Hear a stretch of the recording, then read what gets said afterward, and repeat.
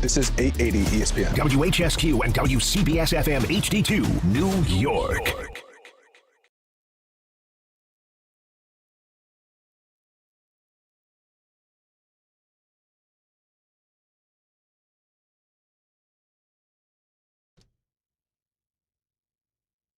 Well, there's nobody else left to fire. They're all gone for the most part. I mean, unless you want to start talking about firing Bowen, who's taking over as the interim defensive coordinator before he even starts. It's Bart and Carlin on ESPN New York, on the ESPN New York app, and, of course, on ESPN New York's YouTube page. Bartholomew, Arthur, Scott, good morning and welcome to Monday, where the Giants have fired yet another coach in Shane Bowen within the last hour. Well, at least we weren't embarrassed. I'm sorry, what? At least we weren't embarrassed. That's, Giving up a 70-yard touchdown on the first play of overtime isn't embarrassed? You got to overtime. Yeah, that's true. You know what? You weren't embarrassed because Jameis was playing. If Russ was playing, that would have been 27-3. Exactly. But what I'm saying is you start to envision yourself like, wow, this team is in games without Scatterboo, without Malik Neighbors. What could be if you can have a defense that can play halfway up to their potential? Like, the pieces are there. You talk about, Banks being benched, so you're trying to hold players accountable. I don't know if you go with a new regime just because now you can start dumping players from the last regime. I don't know if you keep Kafka, if he want to get rid of Banks and all the guys that were here that he has a relationship with. But I can't say Kafka's doing a horrible job. He's learning on the job. They've been in both games. How can I be that upset about what's going on so far? Like, they're going to become one of these teams that they're going to say in the offseason, look at the one-score games that we lost. If we just fix that, we are this. Hey, listen, if it's butts and candy and nuts every day is big Christmas. This is a bad football team that's 2-10, and they find ways to lose games. That's what's going on right It's now. a bad football team, though, that's competing with some of the best football teams in the game. Okay, that's fine. That tells you with personnel, a good offseason, maybe you have a shot. And I think the cherry on top for Kafka to say, hey, I can coordinate. Look at me. I'm putting up 27 points against the Lions. Look what the Philadelphia Eagles did against the Lions. If I can do that, just imagine if you give me my roster, my coaching staff, first thing they got to do is get a real defensive coordinator that can utilize this talent. And if you don't have talent, to be able to coordinate your way out of it. You know what I mean? That's what it's really all about. Well, look, across the board, whether it was John Mara, who just got sick and tired of watching this defense, I don't know that Joe Shane had the ability to fire the coach or fire the defensive coordinator today after they fired the coach a couple of weeks ago. Like, here's the point. Why wouldn't you have just done it then? Did I need to wait for the Lions to be averaging 12 yards a carry? 12 yards a carry yesterday. 237 yards rushing. That does not happen in professional football. I mean, it happens when you have somebody that gets busy for the tune of over 200 yards rushing or something like that. It happens then, right? I've been a part of that. I was with Jamal Lewis when he ran for 300 yards twice against the Cleveland Browns in one season. But coming into the game, they had been giving up a historically bad 5.5 yards a carry, and yesterday they give up 12 yards a carry. Well, maybe they should have taken a page from the Dallas Cowboy book and fixed their defense. Well, that's fine. What I saw yesterday was a defense that was just absolutely horrible. And it shouldn't be. Okay, they shouldn't be, but they are. It should be horrible. So maybe they'll be better as the season goes along here down the stretch. I don't want to get into the whole "you are what your record says you are" thing. They're a bad team. Yeah. They're a bad team that has been coached badly. I don't think they have played particularly well in any way defensively from a talent standpoint. If this is what the talent is supposed to be, so much better than it's actually played. I haven't seen it, so why? At what point do I believe you when you show me who you are? Yeah, you got to start firing people, man. I don't know, man. Like, I don't know. Start? I don't know. No, I don't know. I'm talking about players. Huh. You know what I'm saying? Banks could be the first one. But, man, I got to have a conversation with Sexy Dexy, man. Come on, man. You supposed to be the big dog. You supposed to eat. Attitude reflect leadership. Come on, man. Get your cardio up, B. I mean, I'm watching Villa go out there at 360 pounds, giving all he got. I can't need you tap.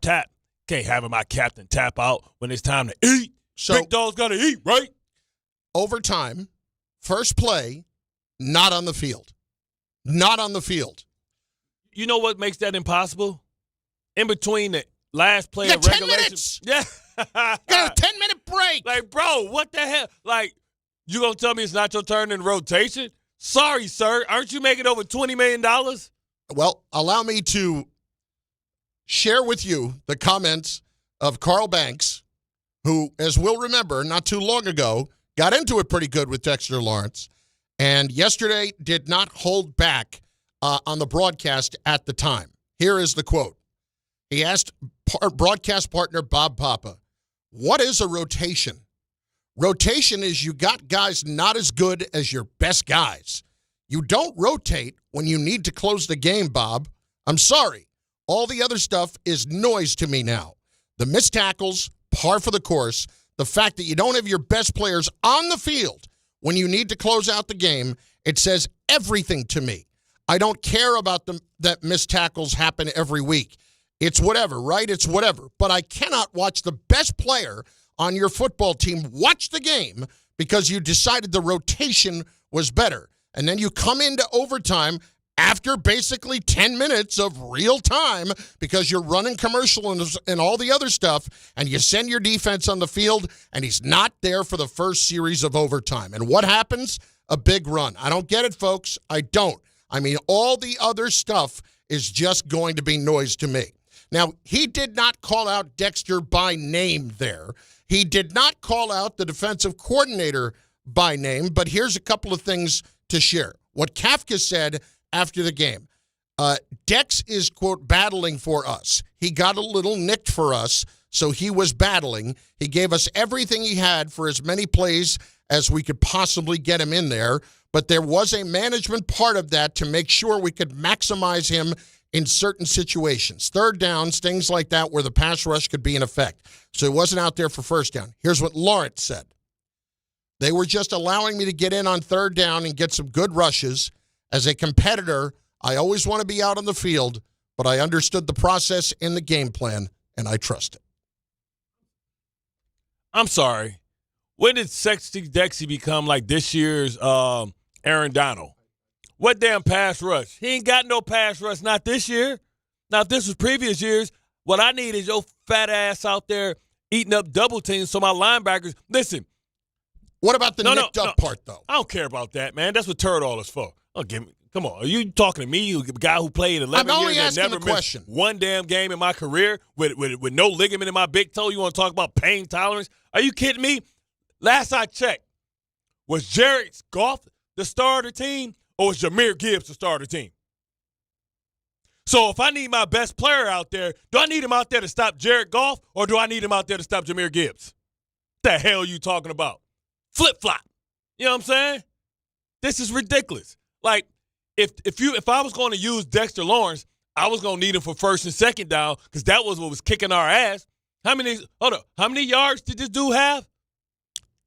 They ended up with 237 yards rushing. Okay. So he basically ran and accounted for more yards than Jared Goff accounted for, right? It was close. So what the hell? Gibbs finished with 219. Goff had 279. So what are we talking about? And part of the 279 for Jared Goff is the time that he threw the ball to Jahmyr Gibbs. The hell he did have 11 catches for 45 yards. What the hell we talking about, man?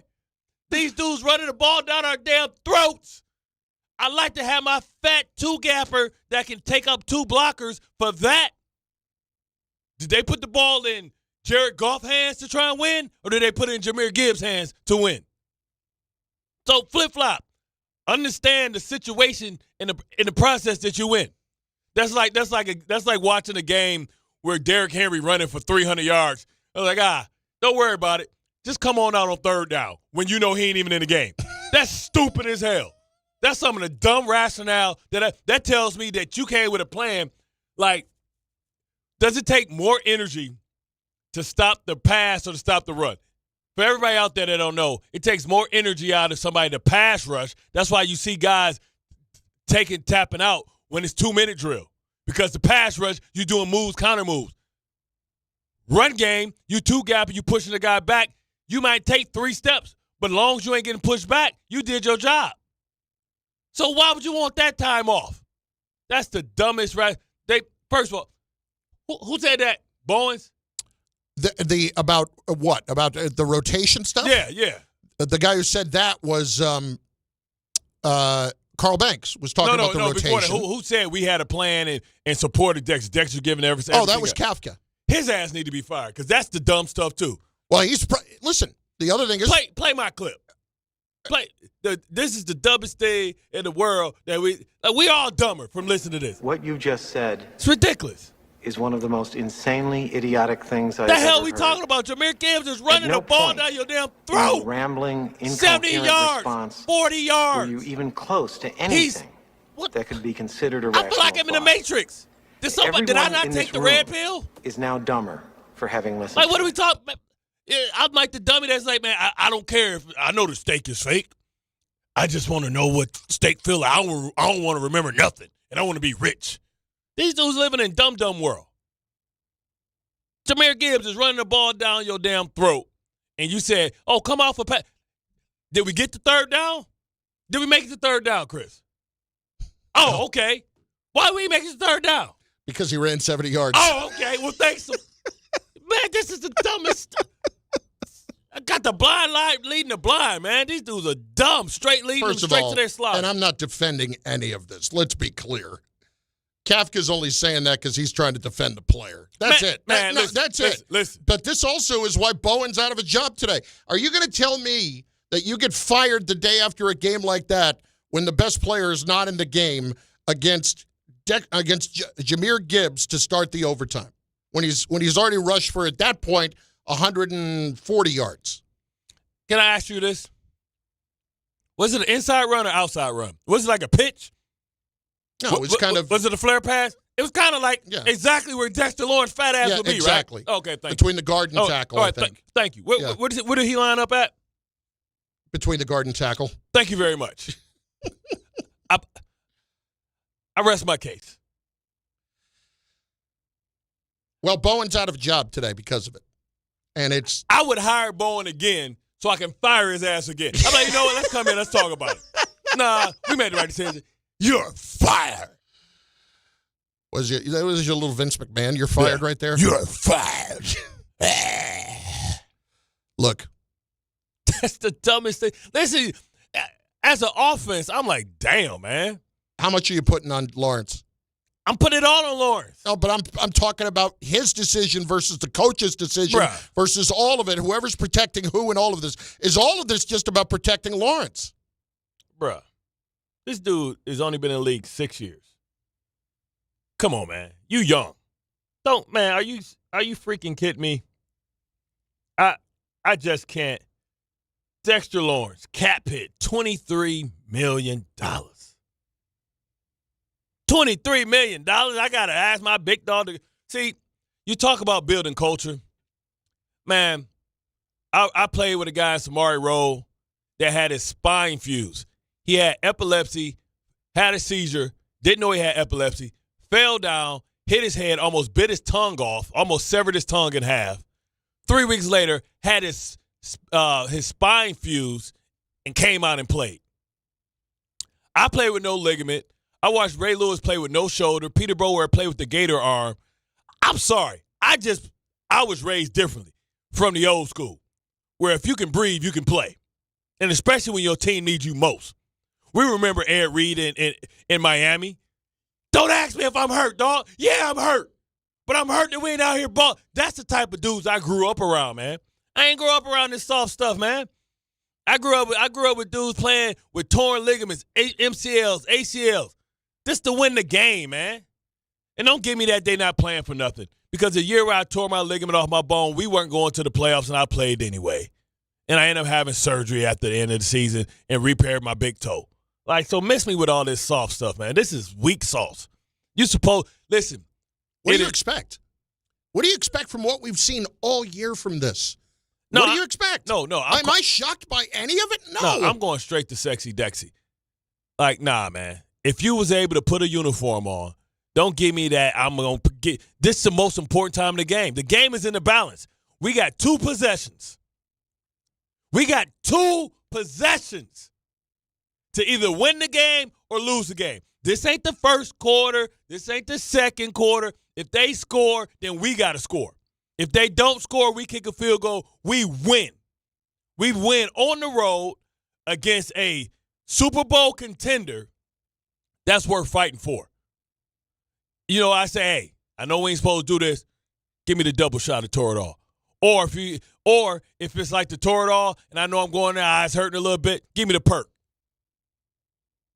Let's go. Come on, man. Like, this is weak sauce, man. See, people ask me, Bart, I hurt my toe and severed my toe in the 3rd game of the season. They said, Bart, why didn't you just go get surgery? I said, because as a leader, it's very few times that you show that you have opportunities to prove that you will do what the others wouldn't. That's why people follow you. Because you will do things that other people wouldn't. We talking about turf toe and how Joe Burrow can't play 5 weeks, 6 weeks. We've seen guys miss with turf toe. I had no ligament toe. My toe literally didn't touch the ground. And I taped it down and wore a bigger shoe and cut the front off and played for 13 more games because I was the leader. If I'm the leader, I'm going to show up. As long as I can breathe, I give you what I got, and I'm out here. Come on, man. That's weak sauce, man. As a leader, I couldn't even look at him as a leader. I got to find a new leader. Maybe Brian Burns is my new leader. So that means you can't say nothing to me. Yeah, I'm going Brian Burns. Brian Burns is my new leader. I follow him. I know he would have played. Let me ask this question. Dude had 10 minutes of rest. No. This dude heart rate was at a rest. Oh, I thought you were talking about you've been going for 10 minutes and needed a rest. I thought that's what you said. No, I'm saying this dude had 10 minutes. He had 10 minutes of rest? This dude could have drank a whole cup of Gatorade, let it digest, and have to use the bathroom. And man, they don't make them like they used to, bro.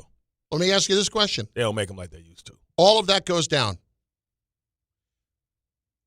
Is everybody else in that room looking at him like, what are we doing? When we watch the film. Even after the game, I'm talking about. Because they all know he wasn't on the field. But this is the thing. We're going to watch film, and we're going to blame the dude that's getting paid $2 million, ask him why the hell he got thrown out the club by Penei Sewell and one of the best offensive linemen in the game.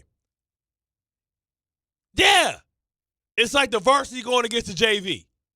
So you got my backup in there, and he going to, just like Dexter Lawrence got 10 minutes to rest, Penei Sewell got 10 minutes to rest.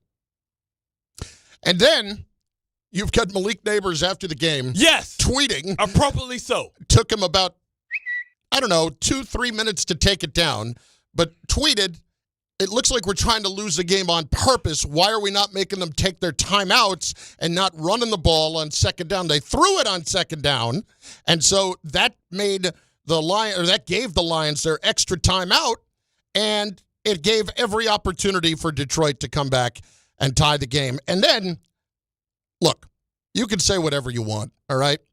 I understand why Kafka did it. And we'll get into this more with the Jets later on.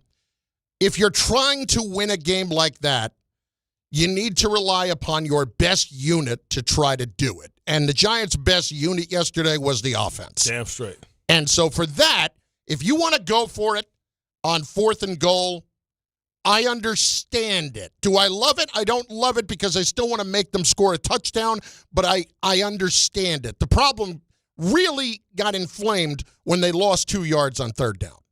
That's when it became 4th and goal at the 6. Yeah. That's where you really ran into the big problem. But I understood what he was doing, but Malik Neighbors is not wrong about them not running the ball on 1st, 2nd, and 3rd down to make them use their timeouts. He's not wrong. Was Damon Jones trying to earn some extra bail money? That's what Malik said. Like, hold up, man. We try to help somebody out. We looking at point spreads now? Ridiculoso. I just feel like I'm in crazy world, man. I don't know. How are you in crazy world? You saw it. You just told us everything that was wrong with it. That's not crazy. That's not crazy at all. Maybe I'm wrong. The other part is, look, I understand the whole analytics stuff, okay? and I don't want to bury it. There are times you have to understand what your personnel is and take numbers out of the equation. So the Giants had, with a field goal kicked at that point, if they had gone up 6, a 79% chance to win. I'll take them odds. If they had gone for it, they had an 87% chance to win, 86.5. So it's +7 to go for it. That's why they went for it. Here's what analytics don't take nearly enough into account. That's just average across the board. It's not taking into account who our personnel are. I would have rather kicked the field goal. I understand why he did it. Please don't throw numbers at me. Don't throw numbers at me. That's I can take the numbers out the window like I will with the Jets because those numbers mean nothing when you're a bad football team. Exactly. They mean nothing. Exactly. I mean, you don't have a guy. You don't have a guy or a couple of guys. And I think he probably went for it because he believes in himself more than he believes in his defense because he's an offensive head coach. And you know what I'm saying? So he's like, oh, man, let's bring this one up. Sometimes, man, more teams lose games than other teams win games. Giants have lost a lot of games this year. Gave them away. Lost, and I mean, in the truest sense, lost a lot of games. 5 games? 6 games? How many games have they lost? At least 5. Oh, my God. As opposed to being beaten. Oh, my Lord. And that's what's the encouraging and discouraging part. The encouraging part is, hey, these guys can play ball. They're not as bad as we think. Maybe they're coached well. I think they're bad. When it matters the most, they don't make plays. And that's what it ultimately comes down to. We could talk about how incredibly talented they are. Well, you can make plays. You can make plays if you're out there. No, I agree. There's an opportunity to be the hero. The one reason or another, you're not making a play, whether you're not on the field or whether you're just not making a play. I'm so disappointed in that, man. It is no way in hell any coach could tell me this dude talking about man, how many sacks he got this year? Dexter Lawrence? Pass What's rush. he got, 2? Let me see. What pass rush? You ain't rushed the pass all year. Man, that's ridiculous, man. He's got half a sack. But we want to save him for pass rush. You see what I'm saying? You see how the more and more you dig here, you see how stupid it sounds? We want to save him for pass rush. Dude got a half a sack. Okay, this dude has rushed the ball for damn near 150 yards up to this point. Don't worry about him. Look at him. Look at the highlights. Look, he's laughing at these dudes. Look at that. Catching the ball, running the ball. I thought I was watching the LT yesterday. And not the one on your side, the other LT. Look at him. Objects may seem farther in the rear view. Man, that number 0 all over the place, man. Yeah, I want to, but I'm coming off for this pass rush. I got this spin move, the spin belly spin. I'm with you, Carl. You know, me and Carl cut from the same cloth. We both from Michigan together. You know what I'm saying? We don't play that week. Man, that's soft. That's soft. I mean, man, if I can tell you all the time, that's what you do all the training for, man.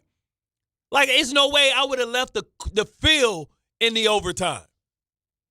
At least we would have got the tie, and especially when it's first. Because if you stop them on the first, you got the advantage because all you got to do is kick a field goal.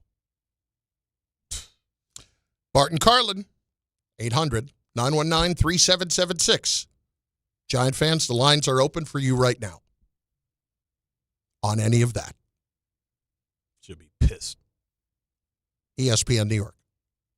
Listen up, New York. It's football season, and you should be out there enjoying every play, every tailgate, every moment. But if you're dealing with neck pain, back pain, joint pain, or sciatica, even getting off the couch can feel like a challenge. That's where Dr. J. Shaw at Sandwell Pain comes in. He's one of New Jersey's top pain specialists, Ivy League trained, double board certified, and dedicated to getting you back in the game. Here's the difference. No surgery, no scars, no long recovery, no pain medication. Just precise, non-surgical, image-guided procedures that get real results. Dr. Shaw treats everything from neck pain, back pain, migraines, nerve pain, and chronic joint pain. And he builds a custom game plan that's right for you. Same-day or next-day appointments are available with offices in Woodbridge, Livingston, and Inglewood. And yes, most major insurances are accepted. So don't let pain keep you on the sidelines this season. Go to SandwellPain.com to call, text, or book online. Relief is closer than you think, and it starts today. Heavy traffic still in Brooklyn on the inbound Gowanus 278 by Fort Hamilton Parkway. Crash still being cleared from the left lane. What a mess all the way up toward the Brooklyn Bridge on the Gowanus BQE combo. Also very slow in Queens. The Whitestone Expressway northbound coming up toward the Whitestone Bridge with an accident. The Throgs Neck Bridge has got construction work out of Queens into the Bronx. And Jackie Robinson Parkway, a new accident coming into us by Forest Park Drive. At least one lane is closed. Downtown Manhattan, Canyon of Heroes celebration for the Gotham FC women's soccer team. Broadway is closed at the parade, and they're going to end up at City Hall not too long from now.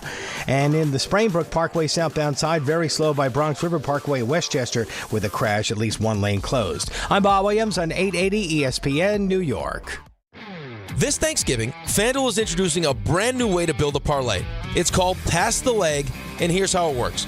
You start a group build, add your pick, then pass it to your friends so they can add theirs. When everyone's done, you each lock in the group parlay with your own funds because football is better when it's played and bet together. And to make it even better, everyone gets a 50% profit boost to use on their build. Visit FanDuel.com/Rick to get started. So grab your crew, start your build, and get in on the action this Thanksgiving with Pass the Leg. Because football is better when it's played and bet together. Again, that's FanDuel.com/Rick to get started. FanDuel, play your game. Must be 21 and older and physically present in New York. Opt-in required. Bonus issues non-withdrawable profit boost tokens. Restrictions do apply, including any token expiration and max wager amount. See terms at sportsbook.fanduel.com. For help with a gambling problem, call 1-877-8-HOPE-NY or text HOPE-NY at 467369. This is Rick Brunson, the assistant coach from the New York Knicks. I'll be driving to our games this season in style in my new Jeep Gladiator from Princeton Jeep. My friends at Princeton Jeep gave me all-star treatment, and you can expect the same thing. Just mention I sent you, and they'll treat you like family. Princeton Jeep has tons of inventory and great deals on new vehicles. Visit Princeton Jeep at 1045 State Road in Princeton, New Jersey, or online at PrincetonJeeps.com and tell them Rick Brunson sent you. John Ryan. Yeah, Dad. I think I came up with a killer slogan for our law firm. D'Agostino and Associates, bite back. Bite back? Yeah. When someone hurts you, you bite back. We'll be the law firm that bites back. Dad, that's brilliant. Accident victims, call D'Agostino and Associates and bite back. Hey, we could even put a big vicious dog on billboards everywhere. Yeah, and Rottweilers on buses. Hey, how about a toll-free number? What are you thinking? You know, like 1-800-BITE-BACK. 1-800-BITE-BACK. That's brilliant. But what if people hear fight back? Easy. I'll spell it out for them, like 1-800-BITE, back. 1-800-BITE-BACK. That's 1-800-248-3222. Love it. Hey, Dad. Yeah. All this talk about biting back got me hungry. Me too. Want to grab lunch? Sure. Hey, how about a jingle? You mean like D'Agostino, law, bite back? Whether you're shopping, gaming, or streaming this Black Friday season, don't take slow for an answer. Get Optimum Fiber for the fastest, most reliable, and most consistent internet speeds, starting at $25 a month. Call 888-4-OPTIMUM or visit Optimum.com to switch. Act now and get a full year of Netflix, an unlimited mobile line, a $400 prepaid card, and more, all on us. Call 888-4-OPTIMUM or visit Optimum.com today. Optimum, don't take slow for an answer. Terms apply. See Optimum.com for details. At Bank of America, we asked our teammates, what makes this company a great place to work? There's very little that you can't accomplish working for Bank of America. If you prove yourself, you can try over in a totally new way. You can learn so much here. You're the owner of your career. See how our teammates are growing in their careers at bankofamerica.com/great place to work. What would you like the power to do? Bank of America, proud to be an equal opportunity employer. It's that time again, folks. The holidays are here, and if your partner's asking what to get you, make it easy for them. Tell them to add Manscaped to the list this year. From beard hedger to lawnmower trimmer, Manscaped keeps you clean, confident, and ready for every holiday gathering. These aren't just gifts, trust me. They're smart upgrades for your daily routine. So this season, give the gift of grooming and confidence that lasts long after wrapping is gone. Take advantage of Target's Black Friday deals and get 25% off all power shavers. Hurry up though, offer ends November 30th.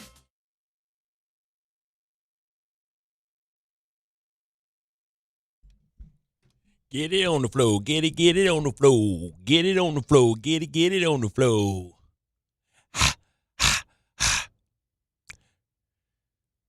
Want to pour out a little Gatorade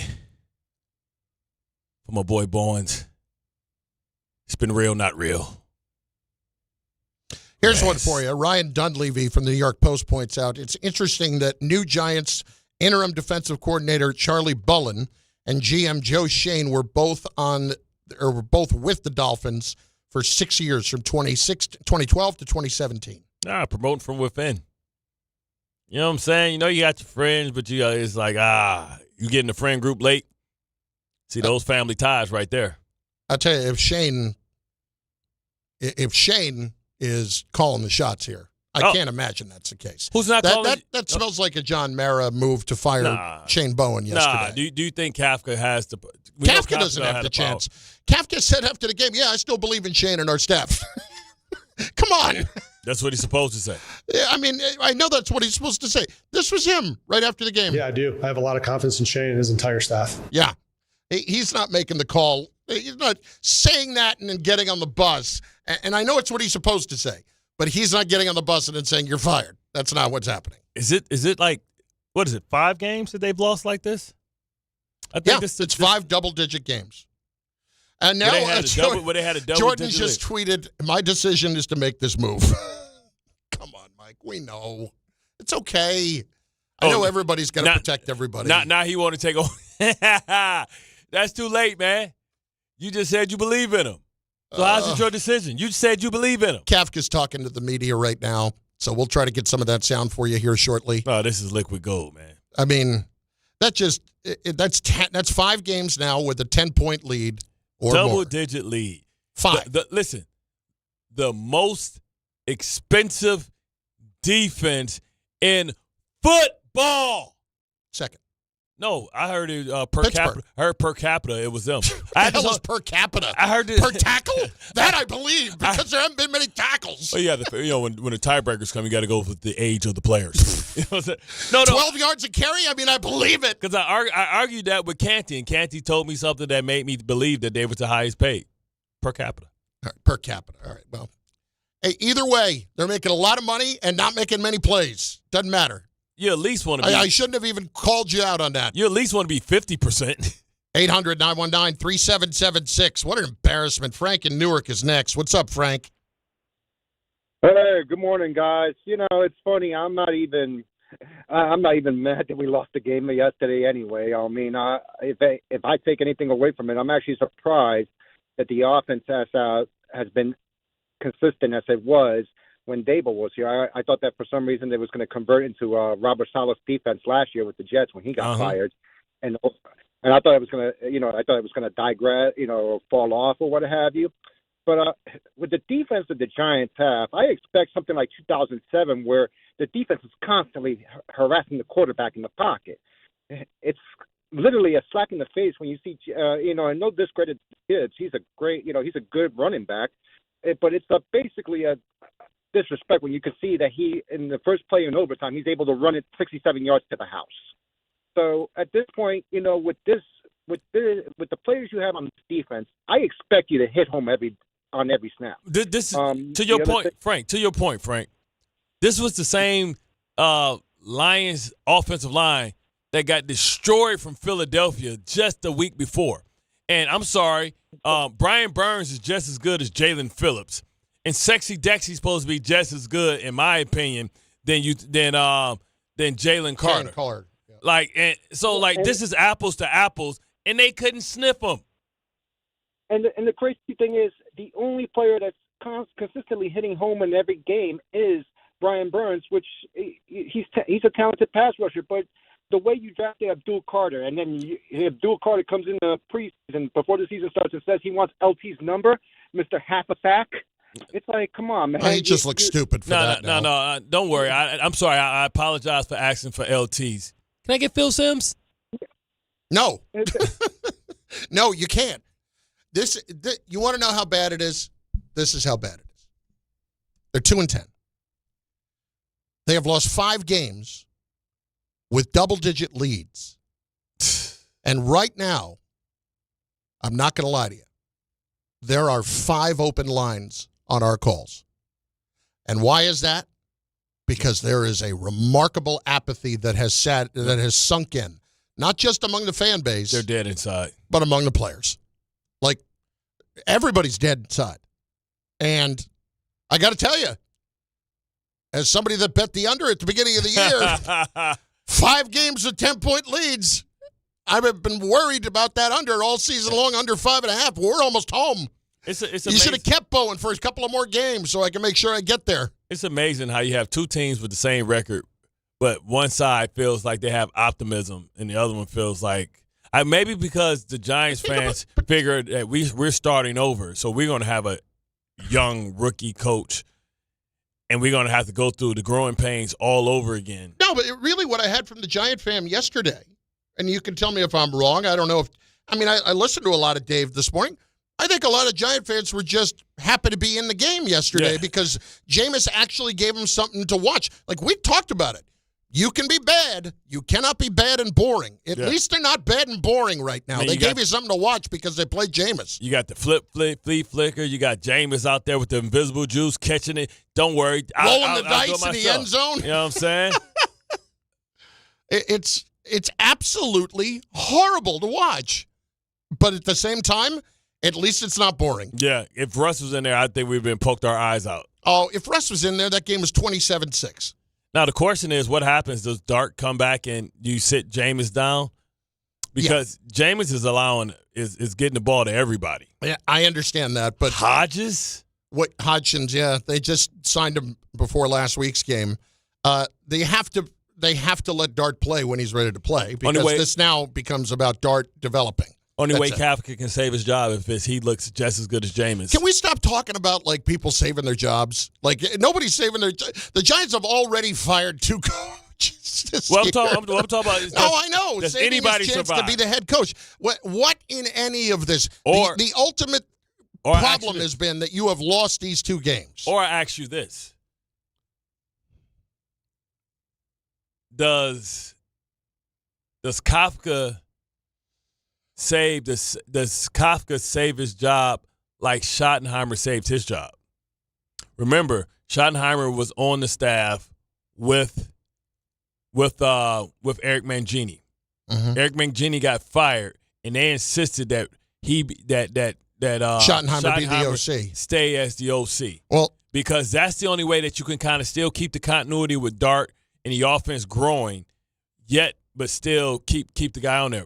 But if they're going to do that if they decide to do that, that tells me that they're going to probably say, all right, let's that means if they do that, that means they're going to go with a rookie coach because a coach that has been a head coach before, you can't put that on him. You can't do that. The only reason they were able to do that with Rex is because he was a first-time head coach.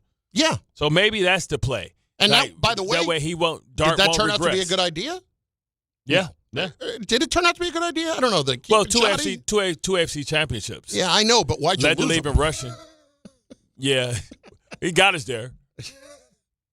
But my point is, like, I can't force that onto somebody else. I would say to him, whoever our coach is going to be, we would encourage you to strongly consider him. But if you want to go in another direction, that's fine. You better be right. Yeah. That's all. But you want Dart to be able to come in and hit the ground rolling and be able to keep it going. You just have to see if the philosophy matches.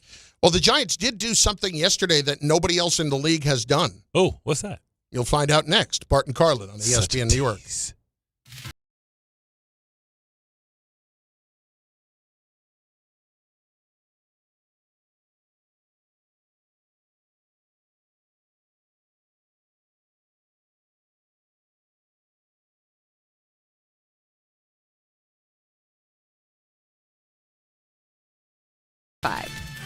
Gambling problem? Call 1-800-GAMBLER. 21 plus only. Must be physically located in New Jersey. T&Cs apply. If you've been injured on a construction site, then you need a lawyer who knows New York's unique labor laws. At the Parisman Firm, they have decades of experience handling construction accident cases and a proven track record of delivering huge results. Their team has already recovered nearly $1 billion for hardworking New Yorkers. From scaffold accidents to slip and falls and equipment failures, they've got your back. Call the Parisman Firm now at 718-WORKERS. That's right, 718-WORKERS, because your case is their cause. Get the justice you deserve today.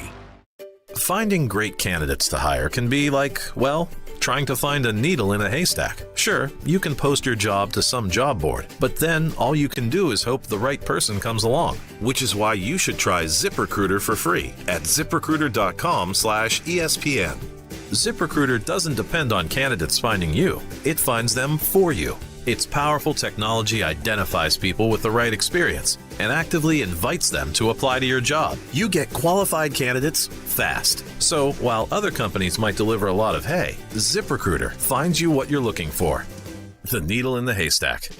See why 4 out of 5 employers who post a job on ZipRecruiter get a quality candidate within the first day. ZipRecruiter, the smartest way to hire. And right now, you can try ZipRecruiter for free. That's right, free. At ZipRecruiter.com/ESPN. That's ZipRecruiter.com/ESPN. ZipRecruiter.com/ESPN. There are a lot of reasons why people buy at Ramsey Mazda. It's their selection, it's their customer service, and it's their savings. During the More to Move You event, get 1.9% financing on a new Mazda 2025 CX-50 Hybrid Preferred or lease for $279 for 33 months. Start shopping now at RamseyMazda.com. Choose wisely. Choose Ramsey Mazda. Call 833-853-2970 for lease details. Then SN128251. MSRP $36,570. Zero security deposit. APR $17.48 per 1,000 financed and $12,125.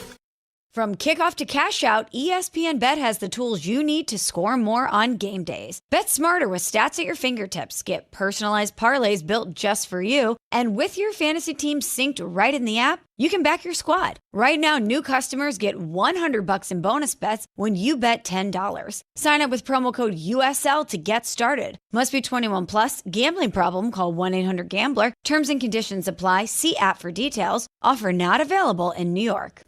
The post-career day press conference, brought to you by Progressive. Anthony, can you tell us what happened during career day? I'm a biomedical researcher. The kids just weren't impressed. How did you feel when your son called in the backup? Embarrassed, and I knew it would be a fireman. It's always a fireman. It's cliche, but a crowd favorite. He had an axe and everything. I can't compete with that. And will the fireman be helping your son with his science fair project? Hope not. I'm literally a scientist. Like it or not, sometimes you need a backup. That's why there's Progressive to protect your home and auto. Progressive Casualty Insurance Company affiliates and other insurers. Not available in all states or situations. Paying extra for tire care is BS. You know, bad service. So at Midas, we're rolling out our BS-free tire guarantee, included with paid installation and tax on every purchase.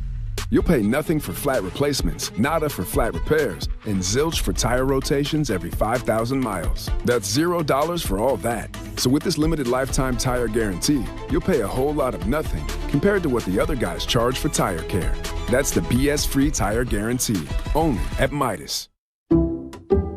Some people just know you can save money on car insurance by checking Allstate first. Like you know to check if they're going for it on 4th down, before going to the concession stand. Yeah, give me 3 hot dogs, 2 jumbo touchdown, baby! What? Hey, buddy, you want cheese with those? Yeah, checking first is smart. No. So check Allstate first and see what you could save. You're in good hands with Allstate.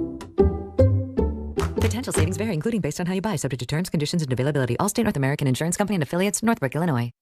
Hockey fans and holiday shoppers, check out Don, Hahn, and Rosenberg live from the NHL Shop. Tuesday, December 2nd at Hudson Yards, Manhattan West Plaza. They'll be talking all things hockey. It's hockey, man. The excitement of the season, and joined on-site by Rangers legend Mark Messier. It's all powered by Game 7 brands, bringing you closer to the action than ever before. Don't miss Don, Hahn, and Rosenberg live from the NHL Shop, Tuesday, December 2nd.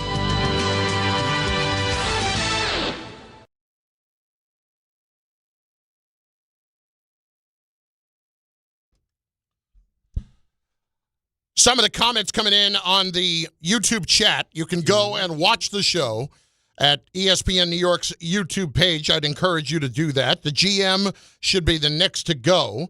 That, according to blank, happens. Well, I would expect that to happen at the end of the season. Like, why would Joe Schoen be making any of the decisions, even if it has to do with this at the end of the year, unless this is just a case where they need somebody to guide the franchise for a while John Mara is fighting illness. I don't know what's going on there specifically, but certainly you could think that could be part of it. Who knows?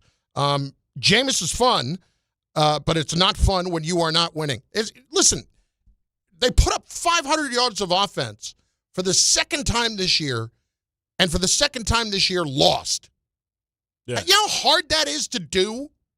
That's like some Texas Tech stuff right there. Yeah, it really is. It really is. It was somebody else. That's to let you know how bad the Who was it? defense It was the Bengals. The Bengals were the team that scored 80 points in 2 weeks and lost both games. Yeah. Like, that's how hard that is to do. I mean, it's unfathomable how bad this defense is. You got to be better than that, man. Like, your offense is getting – listen, you got backups on top of backups. You got guys like Hodges who wasn't even on the team 3 weeks ago. And they out there giving you productivity as a defense, and you relatively together and healthy. The unit is relatively okay. It's not okay. You got to be – I would take that personal, especially if that was the strength of the team. Absolutely. Or supposed to be the strength of the team. Absolutely. But I don't get does it feel like anybody there is taking anything personally right now? Nah. Does it feel like that at all? It's like, I feel like it's hashtag 1, 2, 3, 4 Cancun. It looks like they're ready to go. They just playing the strings out, man. It certainly looks like they're ready to go. I mean, the game. The good thing is, the worst part is when you're going against teams where you know that they scrubs. You know what I'm saying? Because it's hard to get up for those games. When you go into an environment with teams and you say, "Man, I can stop them from being able to win the Bears and win the division because they decided to play us." Like, those are the type of games that you're supposed to get hyped for. Like, not when you're going to play Jacksonville or Cleveland or Arizona or the Saints. Like, you're supposed to be getting busy with these. Like, because these are games that if you beat them, people going to look at you, right? So that's all you got to look forward to as a team that's struggling. It's to be able to upset big teams so people can say, oh, man, look at them, man. They dangerous. Well, the Giants now have done something that nobody else in the league has done. They've been eliminated from the playoffs. Come on. That's crazy. First ones to be eliminated from the playoffs. So the Titans still alive. Somehow. I believe that to be true. Oh, man, that words hurt, man. I believe that to be true. First team eliminated from the playoffs. I'm going to double check that right now, just because now you got me thinking about the Titans. But I'm pretty sure it's the Giants. Yeah, Tennessee Titans at 1-10 have not been eliminated yet. The Giants have been. I don't know if that says more about the AFC or more about the Giants, but it don't matter. You number one. It says more about the Giants. You're first. It's Bart and Carlin on ESPN New York and on the ESPN New York YouTube page. Giants fans are numb, man. Here's a little Mike Kafka. You ready? Yeah, let's hear it. This is him from just in the last half hour or so on announcing the moves that have been made today and on firing Shane Bowen. Here he is announcing the moves. Made the tough decision today to let Shane go as our defensive coordinator, and effective immediately, we're gonna let Charlie Bowen run the defense as our defensive coordinator. I got a lot of faith in Charlie, and obviously these decisions aren't easy. And Shane's a good person. He's a good man. He's a good coach. Just the results just weren't where we wanted them to be. And so Charlie's going to step up for us and rally the group. The defensive staff will rally around Charlie and put together a great plan. I got a lot of confidence in the room and a lot of confidence in our staff to do that. By rally, he means rally everybody picking up the phones to make calls around the league for where they can go next year. That's what rally means by Charlie. Ain't this the same man that said he had confidence? No, this was him not 24 hours ago. Yeah, I do. I have a lot of confidence in Shane and his entire staff. Made the tough decision today to let Shane go as our defensive coordinator. And so the results weren't what you wanted them to be, but you're going to empower the same staff that's part of those results. They're not empowering the interim coach to fire the defensive coordinator. Right. He sounds foolish. But the thing is, you have 100% confidence in the backup to the backup to the backup. You know what I'm saying? Yeah. Because these are the same people that was coaching the plays that you ran. Like, who's the new guy? Charlie Bull. What was Charlie Bull coaching? Bullen. So what was he coaching before? DBs? He was linebackers? Outside linebackers. They the worst. How the hell he get promoted? Outside. I guess he's taking credit for Brian Burns. Is he considered outside linebacker or is he a defensive end? I think technically he's a linebacker. Okay. All right. You coaching Burns, you get a promotion. But come on, brother. You got to be kidding me, Petey. We going to elevate these dudes? Okay, linebacker. Number one job, stop the run. What the hell they get beat with yesterday? 237 yards rushing. Giving up the run. Yeah. Yeah, let's promote that guy. 12 yards carry. And what happened? Bart, he went 15 for 219. 15 for 219. That means it wasn't just one 70-yard run. It was a 40-yard run, too. What is that per average? Like, as a team, they averaged 11.9 yards per carry. But it sounds like 15. Jahmyr Gibbs averaged 14.6 yards a carry. And David Montgomery went. See, it sucks to be David Montgomery today because David Montgomery had 5 carries for 18 yards. What the hell wrong with you, man? I can't figure it out. 15 for 219. Holy crap. Here is more Kafka on firing Bowen now. I just had an opportunity to watch the tape, look back at a few weeks, watch a lot of the defense, watch a lot of what was kind of going on. We had to watch the tape. We had to watch the tape. We had to watch the tape. But here's the thing. He's calling the plays. The execution is on the players. So why you got to watch the tape?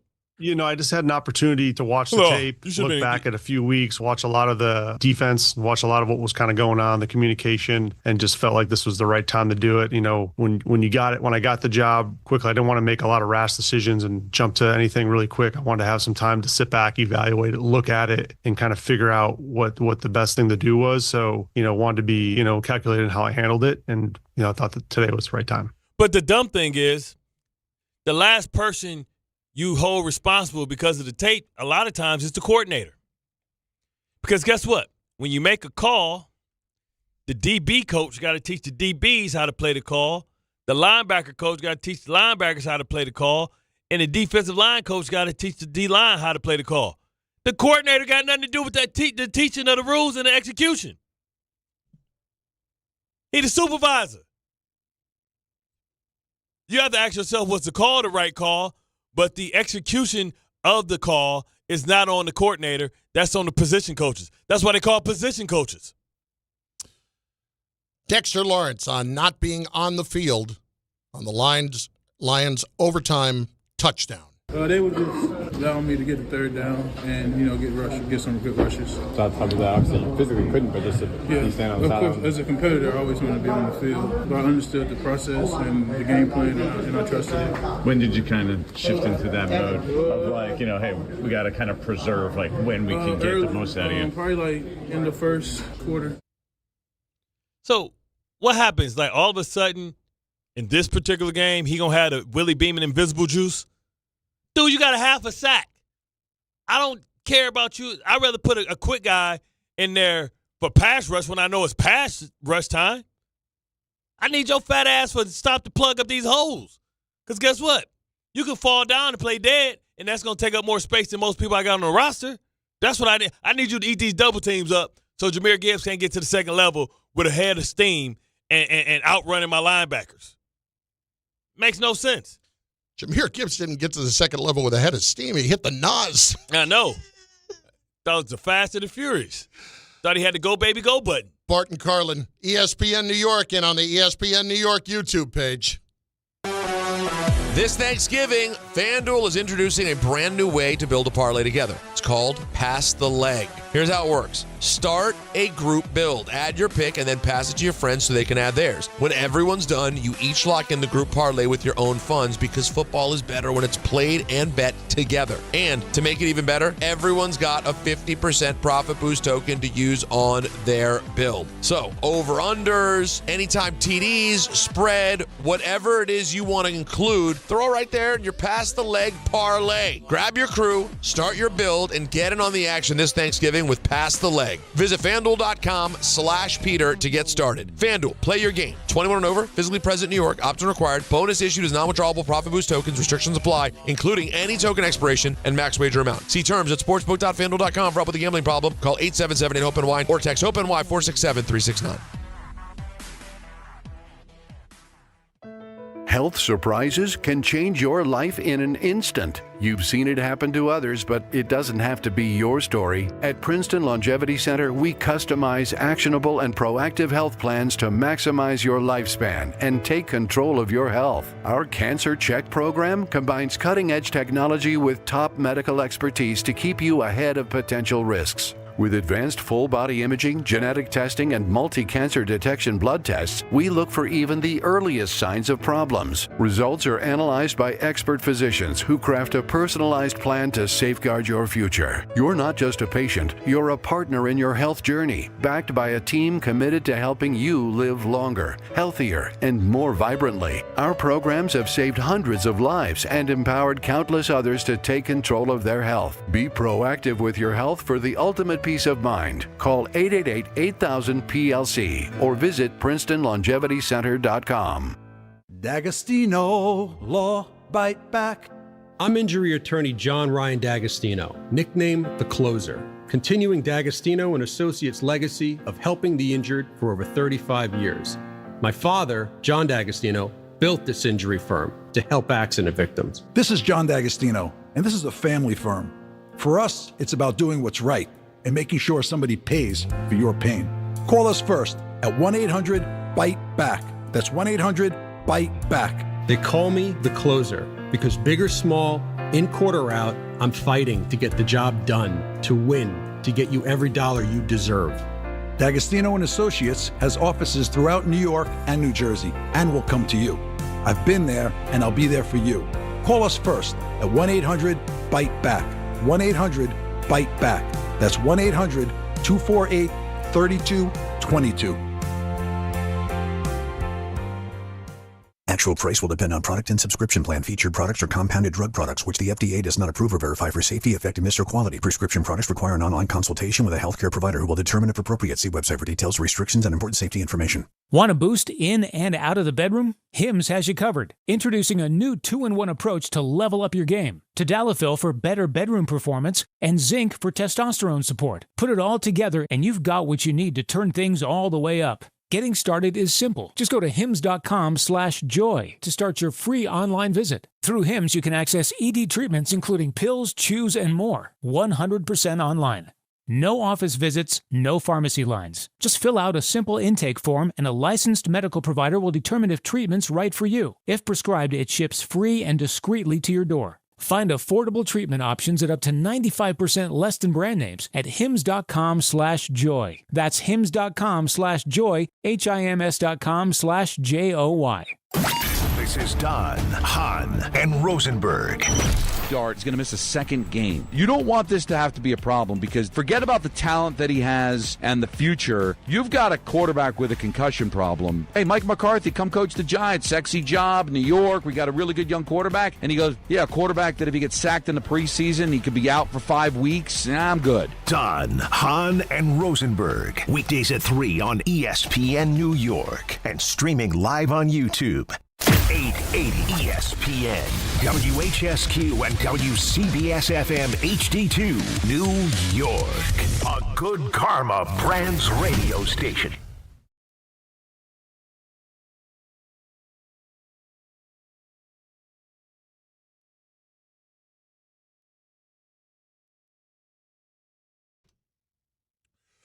Shane Bowen fired by the Giants. Their defensive coordinator is out, announced just about 2 hours ago. Bart and Carlin, ESPN New York, and on the ESPN New York YouTube page, as well as on the app. You can also follow on social at Bart and Carlin over on Instagram and on X. So by all means, you should do that as well. We've been spending the first hour talking about that. There are other things to get to, including the Jets, which we will do shortly because I think we're contractually obligated to, and the Mets last night making a trade and getting Marcus Semien from the Texas Rangers in exchange for Brandon Nimmo. I know a lot of fans are bummed out that Brandon Nimmo's gone. I'm not. Well, I know you're not, but I mean, he's a guy that was popular among fans. A fake hustle. I don't know if you teacher's pet. He's all those things, but I don't know about the fake hustle part of it. I think Nimmo thought more highly of himself than other people thought of him. I mean, he had a career year last year, and it just feels so unimpactful.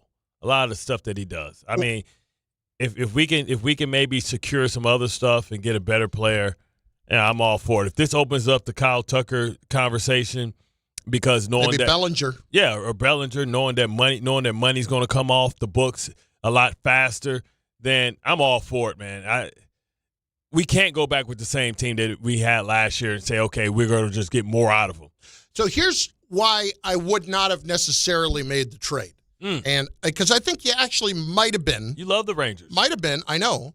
I think you might have been able to do a little bit better for Nimmo. Maybe I'm wrong about that. Maybe it's really about getting rid of the money. Clearly, they made a lot of calls about it. Okay? But yes, it's about money. And for Nimmo to waive his no trade clause. First of all, how does Brandon Nimmo get a no trade clause? They gave him that when he signed 8 for $162. It's ridiculous. So just to give everybody the rundown here, Semien is 35 years old.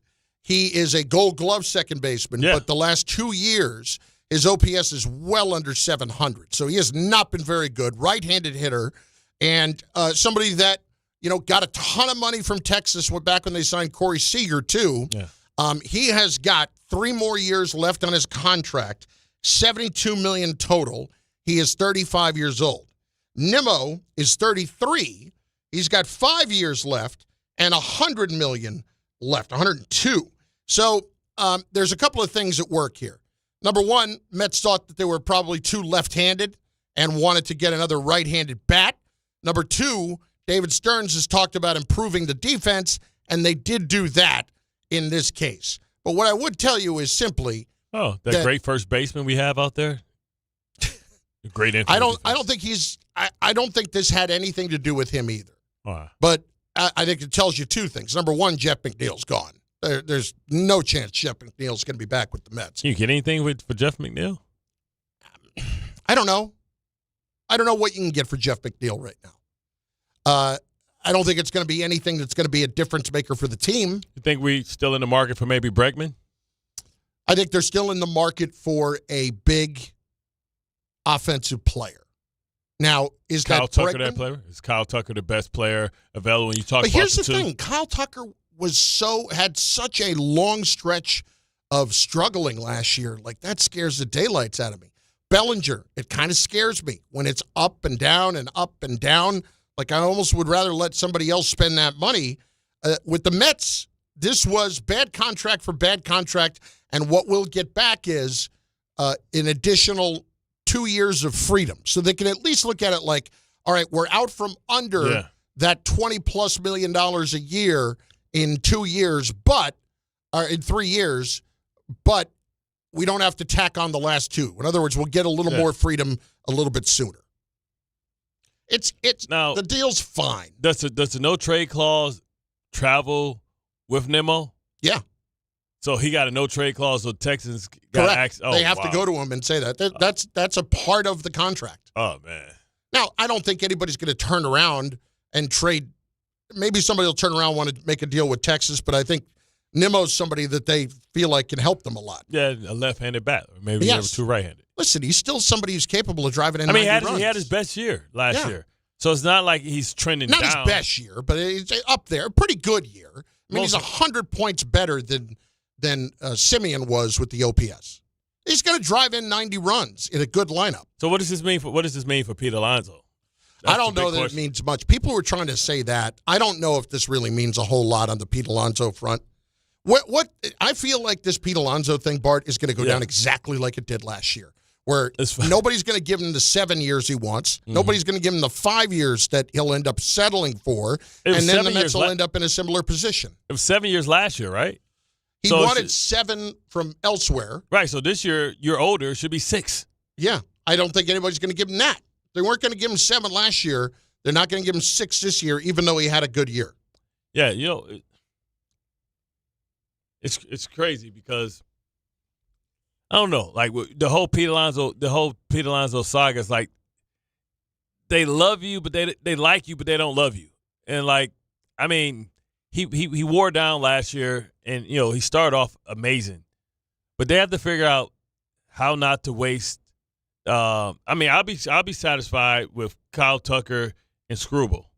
If they can figure out that, they need to get an ace, man, because they don't have an ace. And all this thing that you don't need an ace, you don't need a Garrett Cole type of player in that lineup because Senga ain't it. You can't depend on him. Yeah, it sounds like they're shopping him. That's the dude I'd be trying to get the hell out of here. Yeah, that's what I think they're trying to do. I think they're trying to get the best offer, and it's a pretty good market for him. Yeah. But, I mean, does Diaz come back? I mean, good year, bad year, good year, bad year. Here's my thing. I get that. He can handle New York. I would rather keep him here because I know that if he's going to go through a bad stretch, he can handle it. And if you remember at the very beginning with Diaz, when he first got here, there was a lot of talk that he couldn't handle it when he was struggling for a while because he actually even said at one point, maybe I'm just not cut out for New York. Yeah. But I think that's proven to not be the case. That's true. So I think there's something behind that. What type of payroll are we talking about? What was the payroll last year? What we talking about this year? What was it, 340 last year? So if you're going for Tucker, maybe Screwball, you're hoping to get some relief by getting rid of Senga. Well, Bart, they have to become the Dodgers. Or at least they have to get a lot closer to the Dodgers in terms of the money that they spend. The problem is the Dodgers made $750 million last year. The Mets made $450.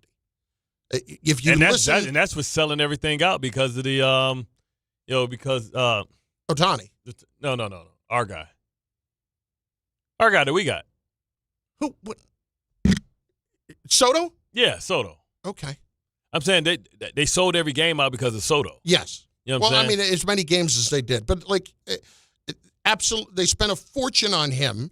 But the reports were the Mets' operating cost was $300 million in the red last year. Yeah. So who knows how they're going to treat that? It does not strike me that Steve Cohen is going to back off of spending that kind of money. It's just, bottom line is when the Mets are winning consistently, the people will be at the ballpark. Yeah. I mean, I guess it's going to be about how these young guys, I feel like they need to inject some new youth into the lineup to kind of balance some of these high-priced guys that you have. So, I mean, you look at even across town with the Bronx, you're looking at Slittler coming in and maybe being able to put some young, because they should be in the market for Screwball. The Yankees or the Mets? The Yankees. Yeah. I mean, it depends on how if the only way they would be in the market, I would think on Screwball would be if they really had a bad feeling about what was happening with Cole coming back. But I doubt they're going to be in on that. I think it's a lot more likely they're in. I mean, they're trying to get Bellinger back. I think it's a lot more likely you're looking more offensively with the Yankees. The Mets, look, you've got these 3 young pitchers that you could put together in a deal to try to go get Screwball. Why wouldn't you? Ooh. I can live without Tong. I'm just playing Tong. Bart and Carlin, ESPN New York, and on the ESPN New York app as well as the YouTube page. David and Elizabeth is up on ESPN New York. What's up, David? What's going on, fellas? You guys know how my background is. Full of static and fun. Are you underwater, man? Oh, that means I'm underwater. Yo, pass me my phone real quick. My bad. Yeah, my bad about the whole water situation. Do I sound better or no? You sound a little bit better. It sounds like you're just getting waterboarded. Oh yeah, I just jumped off seat. How do I sound now? I'm sorry, fellas. You sound like Andy Dufresne in the tunnel, bro. I sound like Bane in the tunnel? No, Andy Dufresne or Bane, either one, in the tunnel. Darkness is your ally. Darkness is your ally. Super classic. All right, gentlemen, let's get to it. So 3 quick points I want to make. Number 1, right? We saw some positives, A, from Tanner's play calling, which I'm always going to speak highly of. And B, we see that we have something in John Metz, which is really good because you could tell that he could be a vocal point in the offense. Now, we laid an egg, and not for nothing, we could have beat Baltimore. We was in that game. We did well in the first half. The second half, we laid an egg. They made some adjustments, and, they got in the end zone. But that game was very winnable. And not for nothing, the question I have for you gentlemen is this, for both of you, Chef and Bart. Let's keep it a buck. Can Aaron Glenn coach? Because going for it on fourth down in your own territory, I had no idea. The defense was playing well. Lamar Jackson was held in check. King Henry wasn't getting loose. I had no idea. It was 2 pivotal plays in that. It was the pass interference, and it was the going forward in your own territory and giving Baltimore a short field to work with. This I did not understand. And as we go back, let's get into the Jets a little bit for a second before we get to sideline in a few moments. When you go back and you look at that game, if you are trying to win it, similar to the Giants, you are asking your best unit to go and win it. So when Kafka, late in the game, opts to try to go for it on fourth down and goal at the 6, he was asking his offense to win the game because they were the best unit on the field for him yesterday. Yeah. I don't understand why Aaron Glenn, in that instance, is not punting at his own 40-yard line, even though they had just come down the field and scored on the first drive of the second half to make it. It's a 10-7 game. Yeah. You had absolutely made them look silly in the first half. It's clear Lamar is not 100%. Exactly. I don't know what you were doing by not punting the football. No Bateman, the Likely's not killing you. Zay's not killing you. You're playing zone, not playing man. I think the Ravens playing for man-to-man defense, and when they hit him with so much zone, kind of threw him off. And King Henry, I thought he would get down and have to deal with Ricard. They were handling him just fine. He never got going. He never got going. And I thought that defense played very well yesterday. Yeah. And remember, this is now a couple of weeks removed from making the trades. And those were your 2 best defensive players, and they're gone, and you're playing pretty darn well. Yeah. Now, I just thought that's a case of Aaron Glenn. Again, let's talk about the numbers when the numbers are actually pertinent to having good personnel. You could talk about what the analytics say, and on average, this happens in this time. That's fine. Yeah. Bart, those averages lower when you have less talented guys. Yeah, when you're below average. Yeah, yes. It accounts that, hey, you got good players. It don't account that, hey, the advantage is actually, and the more talent is actually on the other side of the ball with the other team. I mean, I thought Breece ran the ball well. Unfortunate, people don't realize how hard it is to hold on to that ball when somebody tackles the ball from the side. Because what happens when you grab the ball from the side, you grab the meat of the ball, you grab it from a different angle than grabbing it from the side. Grab them so hard that it spins around. So then as one guy's pulling one way, you got one guy on your shoulders, you got one on your foot, and this dude's pulling at the football.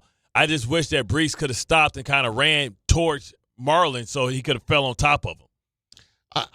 Listen, it was a bad moment for Breece, for sure. But it's understandable. It's like certain things, like when somebody gets – it's almost like Saquon not seeing the guy and the guy punched the ball out. It can happen to anybody. It's not like a reckless not having control of the football type of situation. We'll get more into the Jets momentarily. The ESPN New York holiday party is back. What?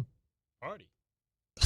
Both the Michael Kay Show and Don Hahn and Rosenberg are bringing the holiday cheer at your mother's house in Garden City Park, Long Island, Friday, December 12th. We're once again collecting unwrapped toy donations this year to benefit the Garden of Dreams Foundation.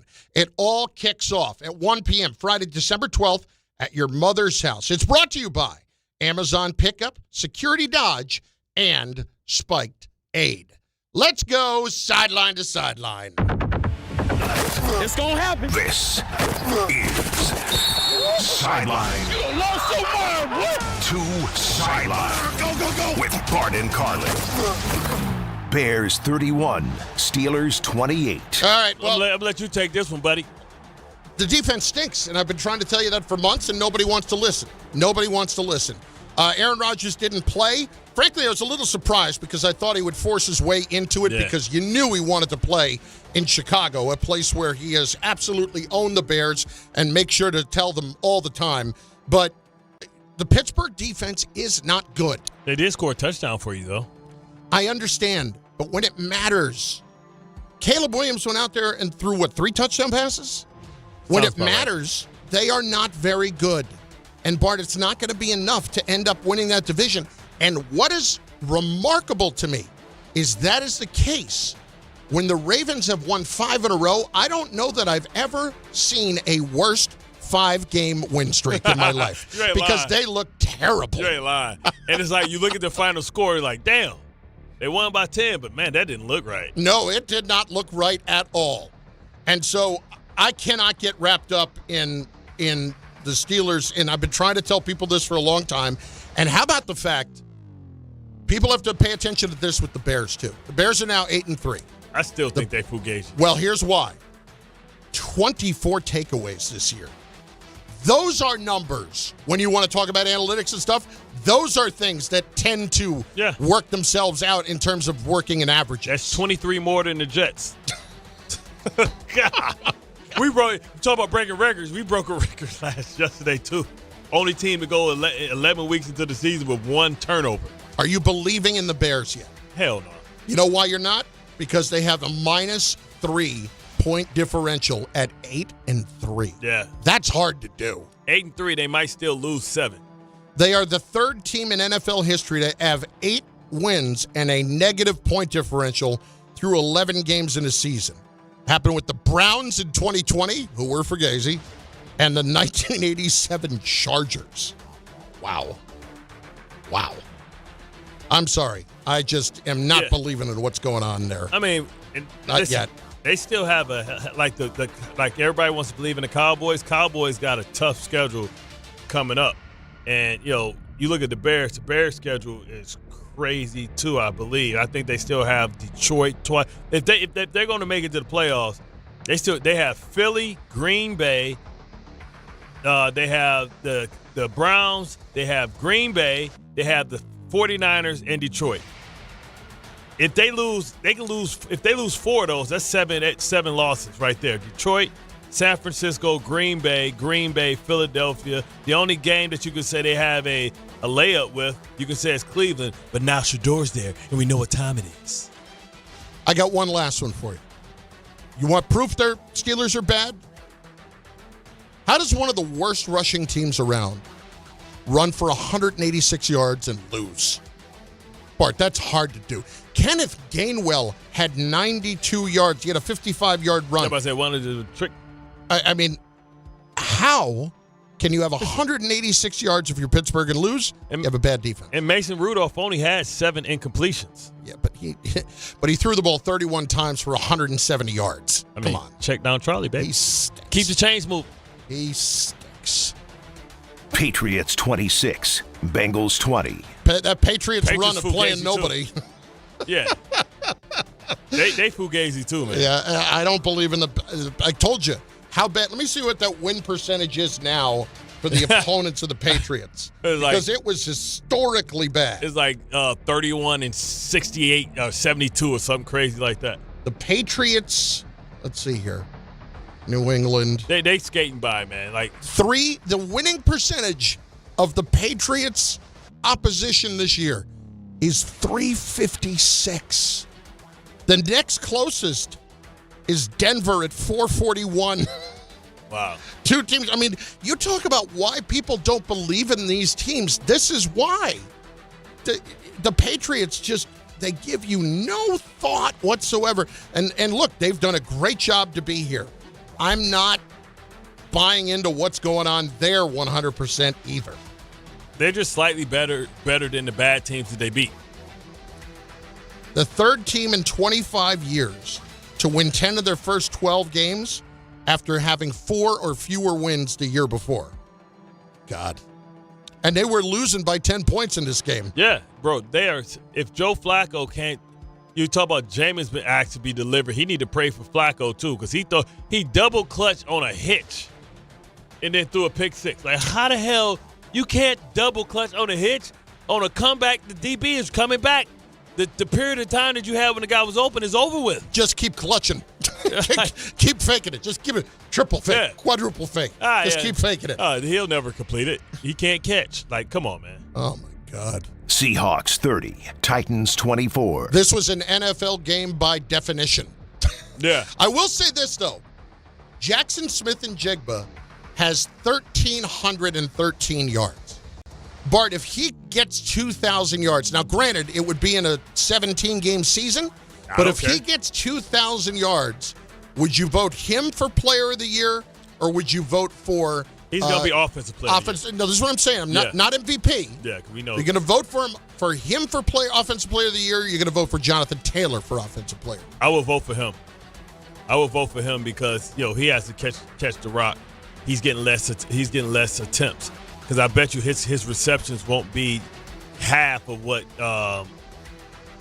Taylor's rushing attempts is. It'll probably be half, right? He'll probably be thrown to maybe 170 times when Taylor's going to probably have like 300 touches.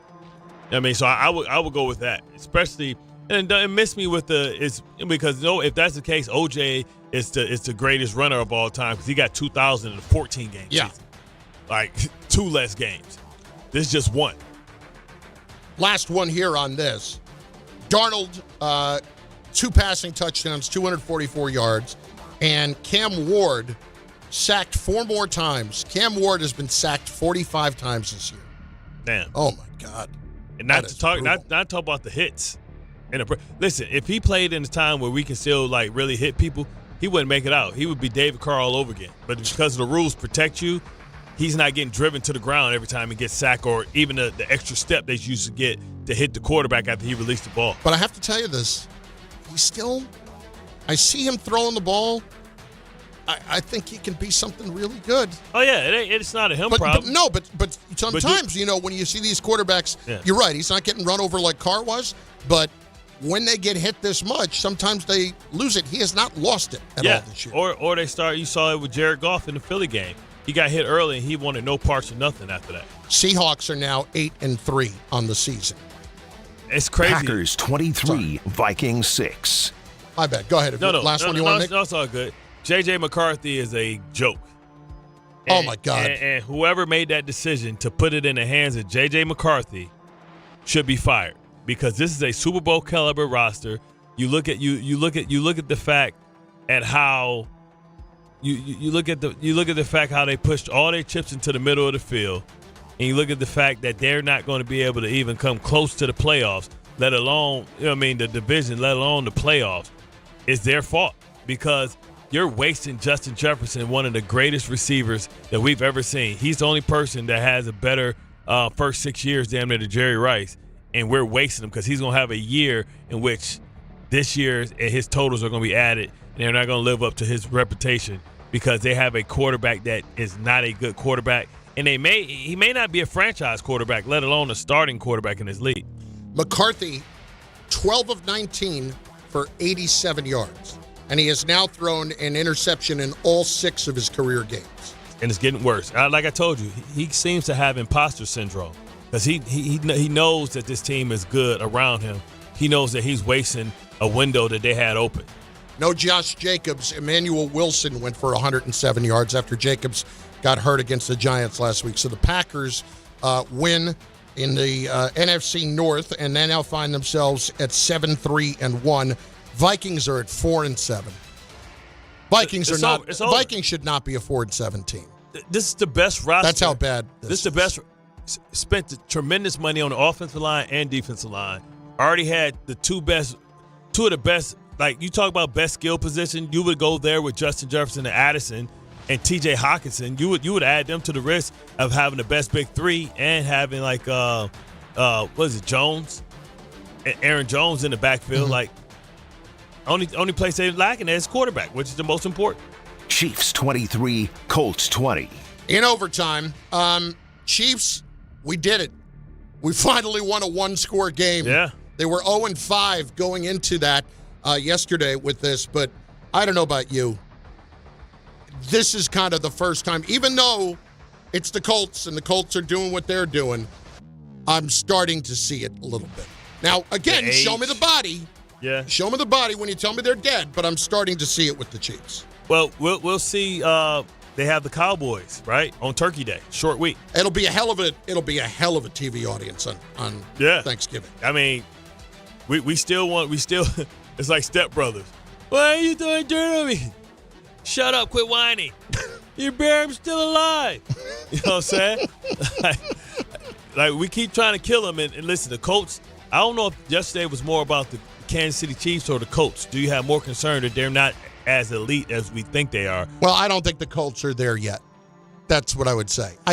What's been my biggest concern with the Colts is their defense. And yeah, they blew an 11-point lead yesterday. I know it's Mahomes. I knew he threw for 350, but it's an 11-point lead in the fourth quarter.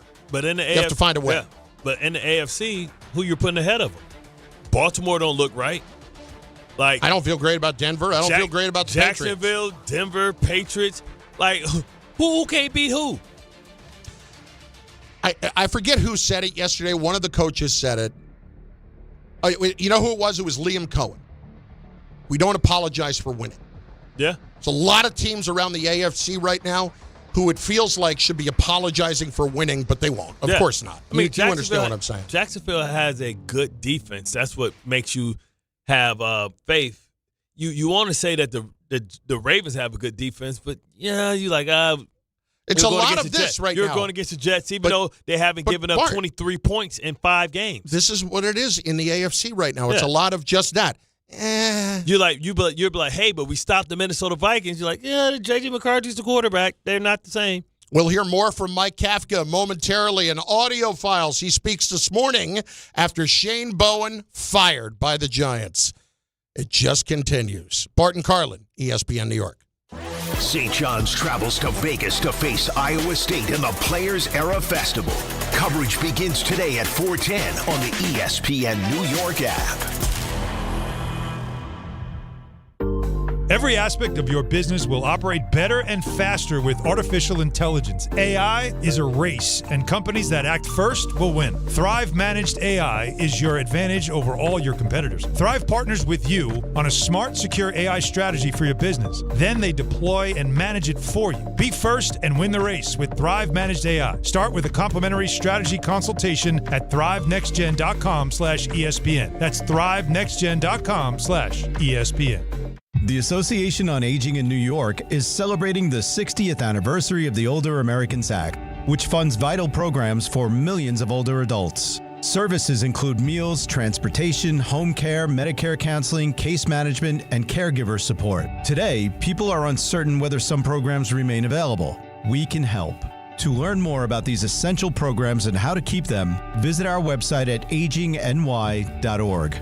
Sponsored by the Association on Aging in New York. Some stages celebrate. This one tests everything. Every drive, every approach, every putt. Pressure builds. Resilience matters. And history waits for the bold. In June, the 2026 U.S. Open Championship returns to the Hamptons at the iconic Shinnecock Hills Golf Club. Experience the world's best golfers competing on one of the sport's most storied stages. Don't just watch greatness, experience it live at the 126th U.S. Open. Daily tickets are available now on SeatGeek. The Hess truck's back and it's better than ever. Roaring engines this year. Hess race cars are here. The Hess stock car racers are loaded with lights, sounds, and a powerful racing motor. Only at HessToyTruck.com. Free shipping and batteries included. Ox Spine at New York Presbyterian is always in pursuit of a better way to heal the spine. We're getting more people moving again with minimally invasive, non-surgical, and surgical treatments with innovative solutions for every back and spine condition and your unique needs. Expert spine care is available now across New York City and Westchester. Find a doctor at nyp.org/oxspine. Stay amazing. New York Presbyterian.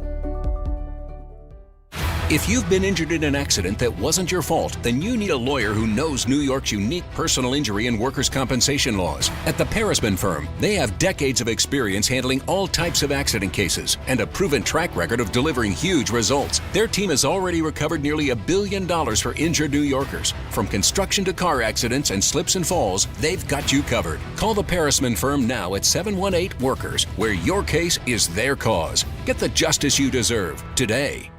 This is Rick Brunson, the assistant coach from the New York Knicks. I'll be driving to our games this season in style in my new Jeep Gladiator from Princeton Jeep. My friends at Princeton Jeep gave me all-star treatment, and you can expect the same thing. Just mention I sent you, and they'll treat you like family. Princeton Jeep has tons of inventory and great deals on new vehicles. Visit Princeton Jeep at 1045 State Road in Princeton, New Jersey, or online at PrincetonJeeps.com and tell them Rick Brunson sent you. Listen up, football fans. You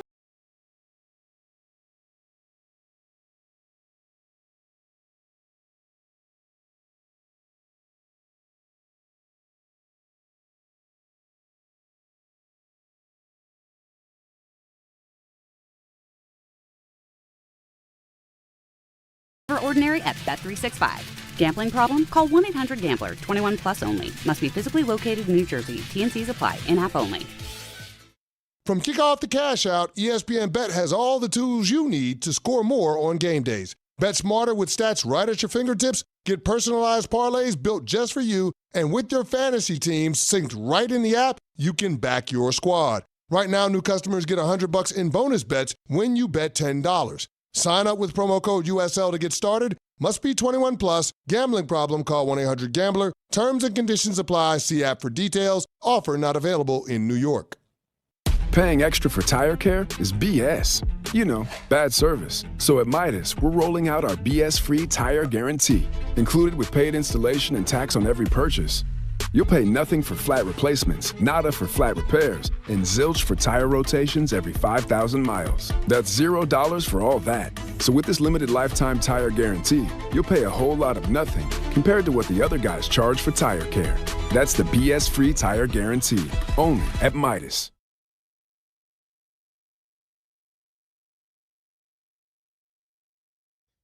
Okay. Y'all brothers got it twisted, huh? You think you gonna put one on me, Tom? You don't think I know twisted? Rewrite the body, weak out the body, and we got it. Yeah, okay, Tom. You went deep. You said take that, Harvey Two-Face. What did Harvey do to you? No. He's got all of you in some sort of DJ rap battle or DJ battle. You ain't know? Harv said he was going to spike y'all ass. Oh, really? Yeah. And did he use those exact words? Yeah, pretty much.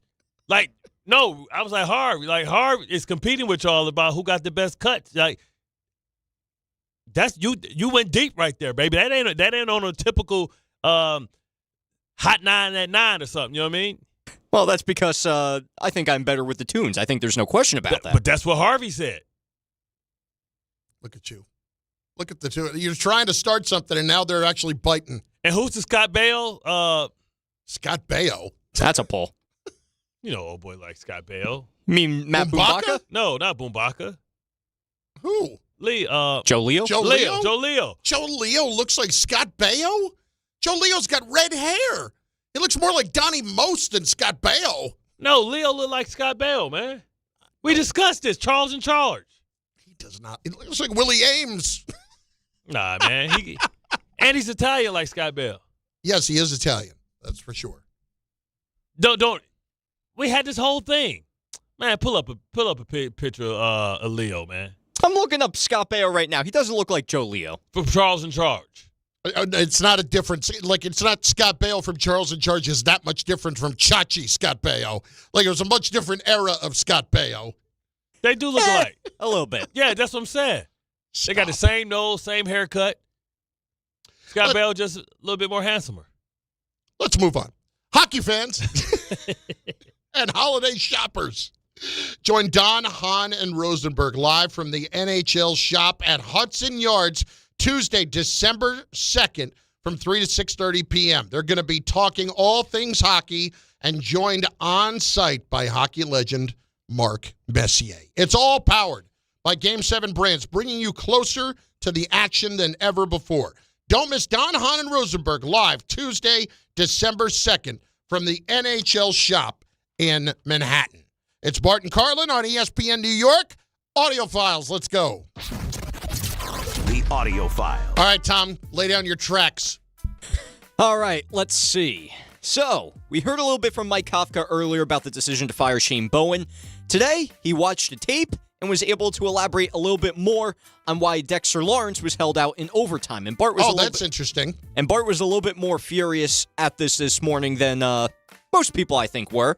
And there's something toward the end of this clip that I think might drive Bart up a wall a little bit, but we'll see. Let's play the clip. Communication was brought up to me, and again, he was a guy that was battling through this game, this injury, and probably was just toughed it out for us and was trying to give us everything he had. And so the decision was just to kind of play him in like those pass situations, second and longs, third and long, so he can be a factor on a limited snap count. And I thought that was the right thing to do and handle him, and hats off to Dexter for toughing it out and working through that, because he got dinged up pretty well. I mean, this guy was like in tears on the sideline, but wanted to be out there with the players and gave us his all.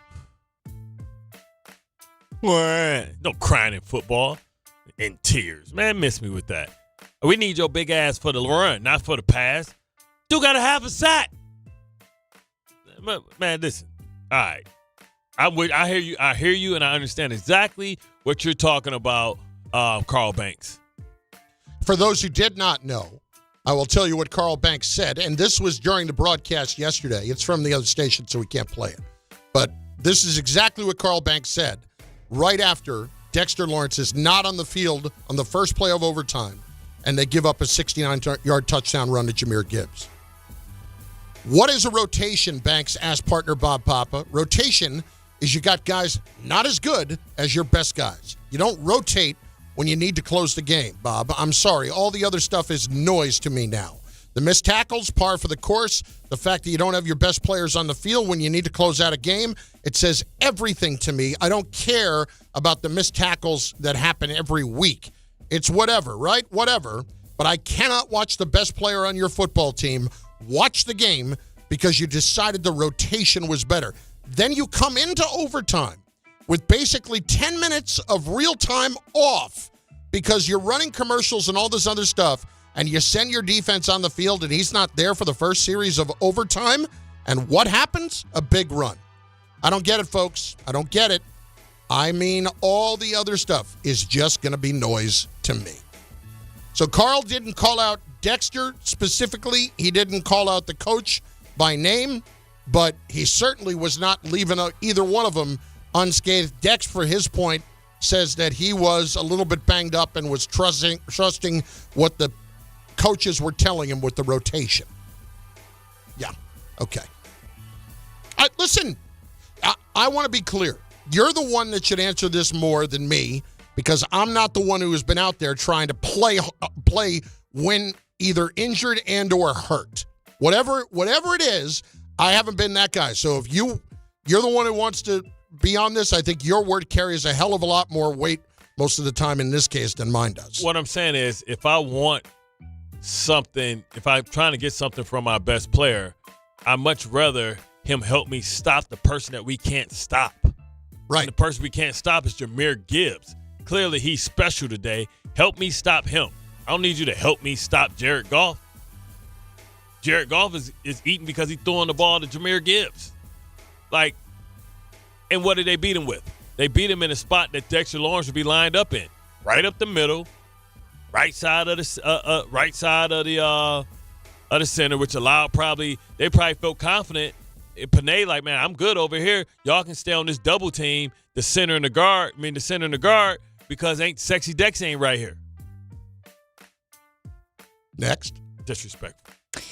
So, some people obviously don't seem to be a big fan of Mike Kafka's head coaching job at the moment. Of course, Malik Neighbors took to social media after the game and quickly deleted his post, saying, sometimes I think they'd be making us lose on purpose. Am I missing something? Amongst some other words about some of the play calling that happened at the end of the game.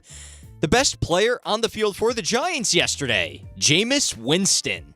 He was asked how things have been under Mike Kafka. He's been doing phenomenal. He's an excellent head coach. He's poised. He's confident. we have to help him out, myself included. Look, Jameis gave you everything that you would expect Jameis to give you. They put up 500 yards of offense for the second time this year. And for the second time this year, they lost the game when that has happened. Jameis gave you everything he could give you. And you can talk about, well, he's going to get picked here and there. Hey, you're not in the game without Jameis yesterday. He gave you invisible juice. I mean, he gave you a catch and yak on a linebacker. Yo, do you know how that linebacker might say, you know what? You got to park all – like we get parking spots and the players park. He ain't going to work today. Yeah. Because he doesn't want to watch that. Man, Jameis hit him with the dead leg. Mike Singletary used to call it the junior high shake move. Then kicked out of the tackle and backed in. Like you got outran and scored on a dude that got a governor on him. like Jameis at no point did it look like he was running. He put his hand up on you as a linebacker, like, yo, I'm open, throw it up. Then caught the back shoulder fade. Yeah, by the way, came back to the ball. Came back to the ball. Caught you with the back shoulder fade. Hit you with the. He did it better than Jalen Hyatt's ever done it. I can guarantee you that. Hit you with the stanky leg. Then spit out, took his foot away from you, and walked in, and then rolled the dice. Hit his point, big little Joe. Give me my money, man. Listen. We need to check on Barnes and see if he's okay today, man. We need to do a wellness check on him. Next. The most athletic quarterback in the league, Jameis Winston. No questions asked. All right, so now let's move on to a little bit of Jets before we end audio files. Big decision that cost Aaron Glenn and the Jets a little bit yesterday. Big decision to go for it on the 4th and 2. Obviously didn't work out well for the Jets. Aaron Glenn, why'd you make that decision? At that point, just thinking about the defense and how I thought the defense was playing really, really well at that point. The reason that they scored because they got the 3rd and 15 on that. And I thought our offense was doing a solid job. I thought Tyrod was doing a solid job. So I want to be aggressive. I want to be able to go on that. And we didn't make it. That's just what it was. And I trust our guys to go make those. And that was a situation where I wanted our guys to not blink and get ready to go. And we didn't make it. Just like Kafka went for it on 4th down and goal at the 6. Did I think he should have kicked the field goal? I did. But I understood why he went for it, because he was leaving it in the hands of his best unit on the field on that day.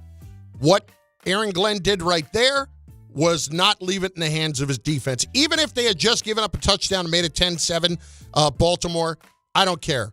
You pin them back deep. There is no need whatsoever to put your defense in a bad spot. They had no action. Lamar Jackson threw for 153. He looked terrible. Terrible. Didn't look like a shell of himself yesterday. And Derrick Henry didn't help him out anymore either.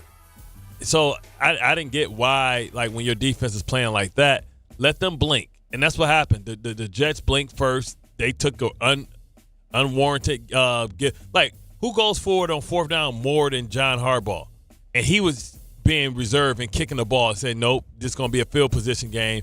First person give a big play. So then it compounded and it snowballed, right? So now you got to do things that you don't want to do. And, you look up, they scored, then they come back, and then you don't go for it, they score again, and then now you're 2 scores behind. We know that this team isn't built for that. One more? I sure do have one more, because another big thing that happened for the Jets was an unfortunate fumble by Breece Hall. Breece talks about the fumble. My coaches know me well enough, I'm not the type of player that they really need to yell at or say anything to. They know I beat myself up a lot. I'm very hard on myself, so they kind of just give me a moment. All my teammates come over to me and console me and everything, which I appreciate them for, but they know, I don't like to make mistakes, so that's the biggest thing. But at the end of the day, just got to go play the next play. Let me just ask this question. What are the actual chances that the Jets actually either get him on a shorter-term extension or a franchise tag? 4 for 48, man. 4 for 48. But do you think they will bring him back for that? I think so. That's the Josh Jacobs. 4 for 48, $12 million a year. He's earned every bit of it. You can say whatever you want to say. He looked like, if not the best, one of the top 3 best players on the field yesterday. You see what he did to Kyle Hamilton? Yeah. Mr. Tough Guy? Yeah. Separated from his soul. Go check your whole left side. I just want to know what the chances are that it actually happens. I'm not disagreeing about him being deserving. Well, the first thing they do, before the season even over, I might tag his ass today. You ain't getting him for free. You ain't getting him for ain't nobody about to be able to make no offers on him. That offer gonna come with a first-round draft pick attached to it if you're gonna sign him away from us. So I'm signing them to I'm tagging them and I'm trying to sign them. And if not, and I got to put the first-round tender on them. Because somebody will offer a second round. No, I need that first round tender. You're going to sign him. You're going to give me a first round draft pick, and you got to pay him. Bart and Carlin, ESPN New York, and on the ESPN New York YouTube page where you should be watching the show, 800-919-3776. You can also leave comments over there, of which we will get to some very shortly. Yeah, let's go traditional a little bit. Let's go into break. Let's give them a good read, like old school. You know what I'm saying? The flashback, hot tub time machine. Listen up, New York. It's football season. You wouldn't really think it because we stuck, but that's okay.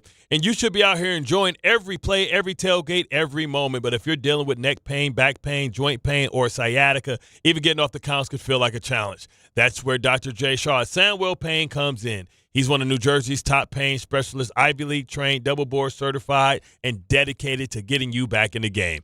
Here's the difference. No surgery, no scars, no recovery, no pain medication, just precise, non-image guided treatments that gets real results. Dr. Shaw treats everything from neck pain to back pain, migraines, nerve pain, chronic joint pain, and he builds a custom game plan that is right for you. Same day or next day appointments are available with offices in Woodbridge, Livingston, and Inglewood. And yes, most major insurances are accepted, so don't let pain keep you on the sidelines this season. Go to SandwellPain.com. Call, text, or book online. Relief is closer than you think, and it starts today. We got to get into one of the most polarizing figures in the league yesterday and what happened. We'll get into it in moments. Plus, Shane Bowen out. The Giants fired the defensive coordinator today. Bart and Carlin, ESPN New York. Monday with Don Hahn and Rosenberg. The Giants fired defensive coordinator Shane Bowen this morning. This was necessary and needed to happen. Charlie Bullen, the outside linebackers coach, is likely to take over. With both the Giants and Jets seasons over before Thanksgiving again, which team are you more confident in turning it around first? And what's next for the Mets after trading Brandon Nimmo? Don Hahn and Rosenberg today at 3 on ESPN New York and streaming live on YouTube. This Thanksgiving, FanDuel is introducing a brand new way to build a parlay together. It's called Pass the Leg. Here's how it works. Start a group build. Add your pick and then pass it to your friends so they can add theirs. When everyone's done, you each lock in the group parlay with your own funds because football is better when it's played and bet together. And to make it even better, everyone's got a 50% profit boost token to use on their build. So over-unders, anytime TDs, spread, whatever it is you want to include, throw right there in your Pass the Leg parlay. Grab your crew, start your build, and get in on the action this Thanksgiving with Pass the Leg. Visit FanDuel.com/Peter to get started. FanDuel, play your game. 21 and over, physically present, New York, opt-in required. Bonus issued as non-withdrawable profit boost tokens. Restrictions apply, including any token expiration and max wager amount. See terms at sportsbook.fanduel.com for help with a gambling problem. Call 877-8-HOPE-NY or text HOPE-NY 467-369. There are a lot of reasons why people buy at Ramsey Mazda. It's their selection, it's their customer service, and it's their savings. During the More to Move You event, lease a new 2025 Mazda CX-5 2.5S all-wheel drive for $229 for 36 months. Start shopping now at RamseyMazda.com. Choose wisely, choose Ramsey Mazda. Call 833-853-2970 for details. VIN S0754711, MSRP $31,070, zero security deposit, ends 12/1/25. At Uline, they know firsthand the road to success is an uphill climb. Uline started in the family basement and through hard work is now North America's most trusted shipping and industrial supplier. They get what it means to have the support of reliable, hardworking partners. So they keep 41,000 items ready to ship. Whether your company is still in a basement office or expanding cross-country, Uline will be there on your road to success. Visit uline.com.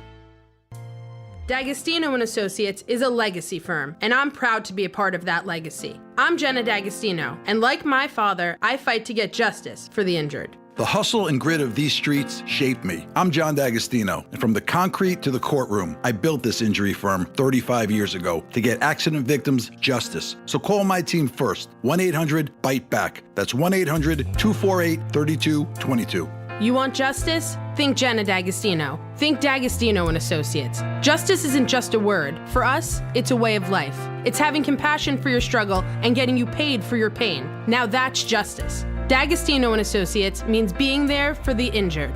Seriously injured? Call my team first at 1-800-BITE-BACK. That's 1-800-248-3222. D'Agostino and Associates has offices throughout New York and New Jersey and will come to you. I've been there, and I'll be there for you. D'Agostino Law, Bite Back. Score a win this game day with Amazon Pickup, the MVP of package pickup. Need that new football jersey for the big matchup? With Amazon Pickup, you can collect your order from secure Amazon lockers or counters near you on your schedule. Whether you're running from work or home or straight to the tailgate, Amazon Pickup makes it easy and worry-free at no extra cost. Don't miss kickoff. Grab your gear and your packages when it works for you. Find your nearest Amazon Pickup location at amazon.com/pickupmvp. That's amazon.com/pickupmvp. Your fantasy roster is set, the Smack Talk is heating up, and this season ESPN Bet is giving you more ways to ride with your squad. Introducing the ESPN Bet Fan Center, where you can instantly link and bet on your fantasy teams right in the ESPN Bet app. An enhanced sports betting experience only from ESPN Bet, the sportsbook for sports fans. Make the connection today with ESPN Bet Fan Center and the ESPN Fantasy app. ESPN Bet Sportsbook, download the app today. Must be 21 plus. Gambling problem, call 1-800-GAMBLER. Terms and conditions apply. See app for details. Hey, fans! Welcome back to Fansville's Cheers and Tears. Oh. Okay, so like everybody deals with losing, right? To a rival on a last-second field goal. Whatever, it's fine. I'm totally fine. But I cope with losing with an ice-cold Dr. Pepper. Those 23 flavors are like so delicious. They totally wash away the pain of your college football team taking a big fat L.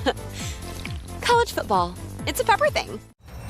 ESPN New York is throwing a holiday party you don't want to miss. Join us Friday, December 12th at your mother's house in Garden City Park. We'll be broadcasting the Michael K. Show live from 1 to 3, followed by Don, Hahn, and Rosenberg from 3 to 7, all while supporting a great cause. Bring a toy to benefit the Garden of Dreams Foundation and help make the season brighter for local kids in need.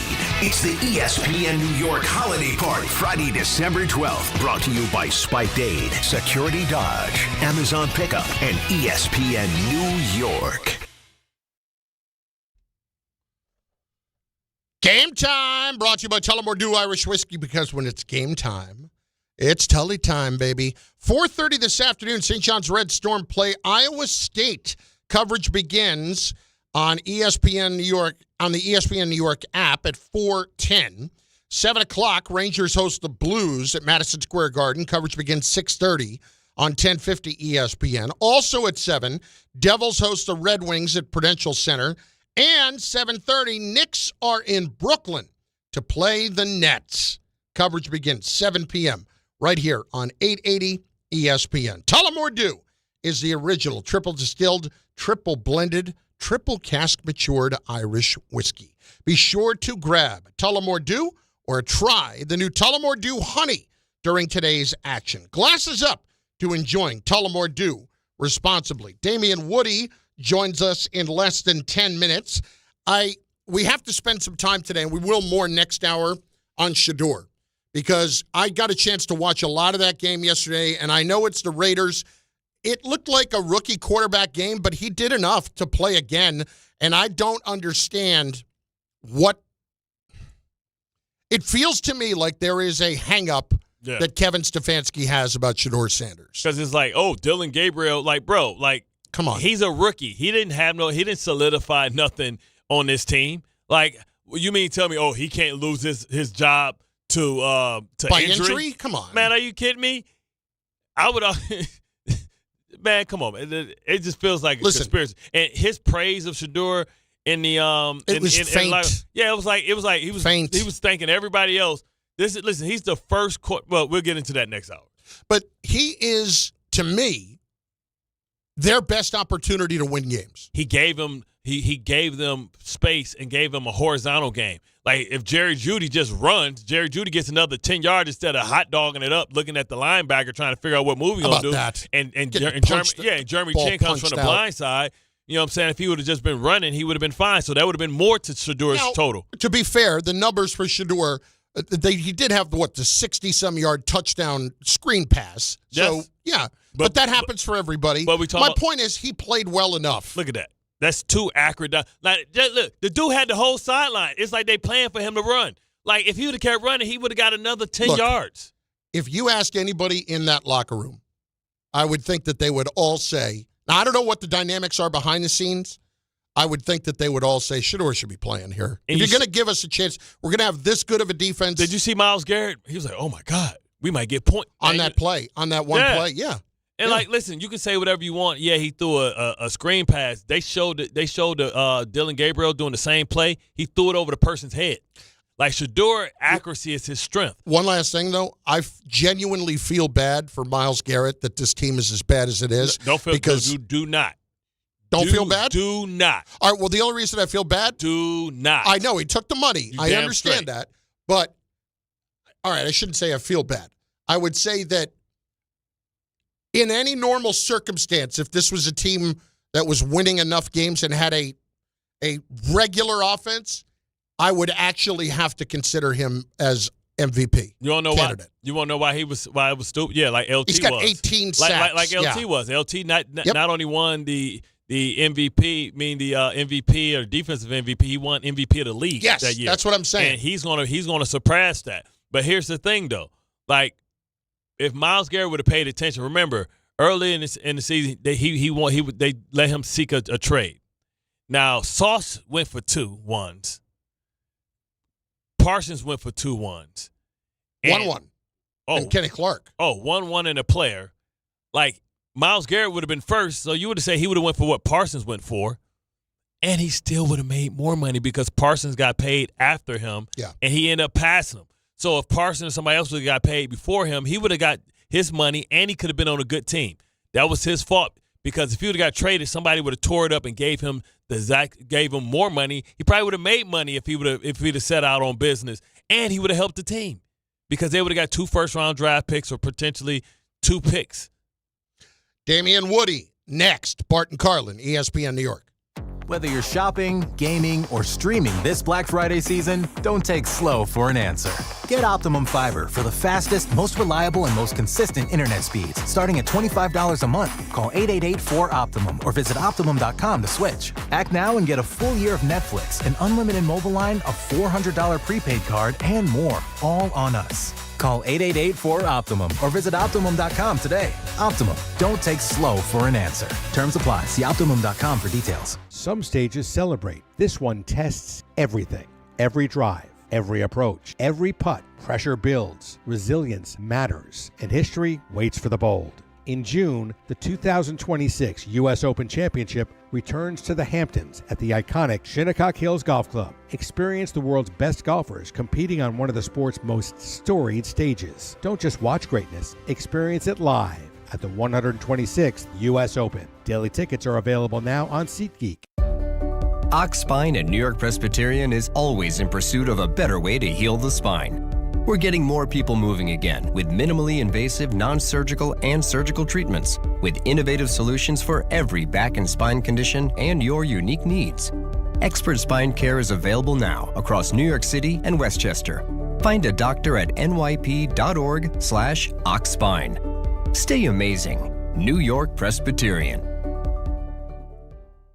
If you've been injured on a construction site, then you need a lawyer who knows New York's unique labor laws. At the Parisman Firm, they have decades of experience handling construction accident cases and a proven track record of delivering huge results. Their team has already recovered nearly $1 billion for hardworking New Yorkers. From scaffold accidents to slip and falls and equipment failures, they've got your back. Call the Parisman Firm now at 718-WORKERS. That's right, 718-WORKERS, because your case is their cause. Get the justice you deserve today. 1-877 Cars for Kids. KARS Cars for Kids. 1-877 Cars for Kids. Donate your car today.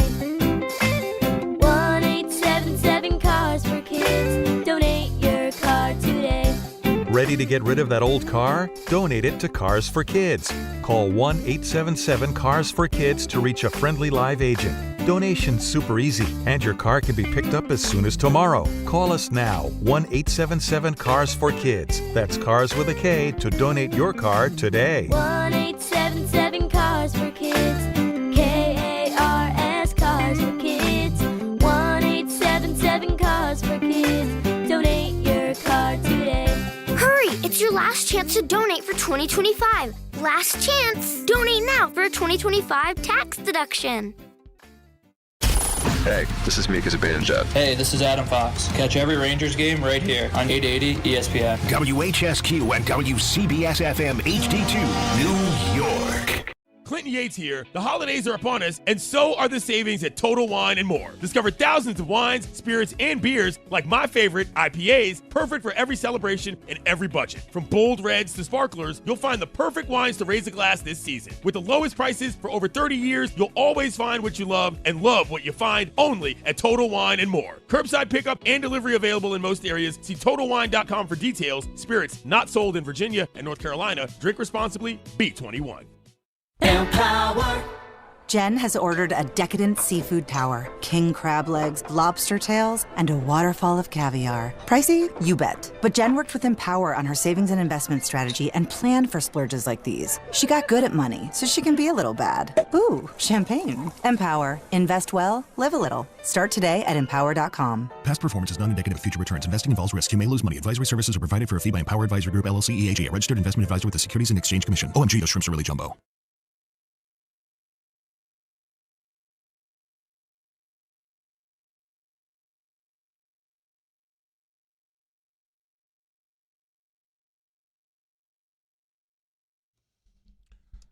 That's right. It is Bart and Carlin on ESPN New York and on the ESPN New York app, as well as on the YouTube page. It is noon, so what does that mean? Turn on the mic. It's the power hour.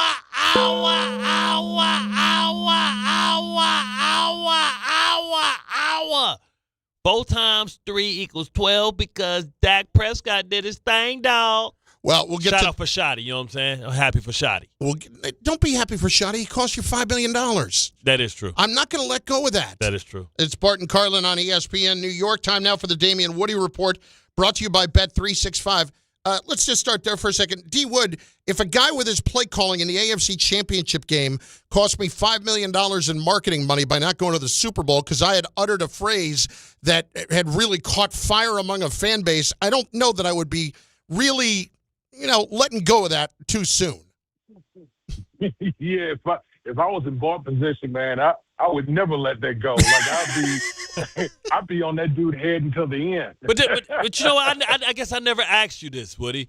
Like 4th and goal from the 1, throw the ball 2 times. How did you guys feel? Like we were known as ground and pound. Like, you mean to tell me 2 tries from the 1 that we not getting in? You crazy. Like, we getting in 100 out of 100.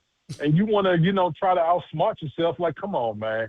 Like, come on. Stuff like that drive me crazy. Were you surprised that they put LT in and didn't leave Shine Green at 260? He's the reason we had got down there.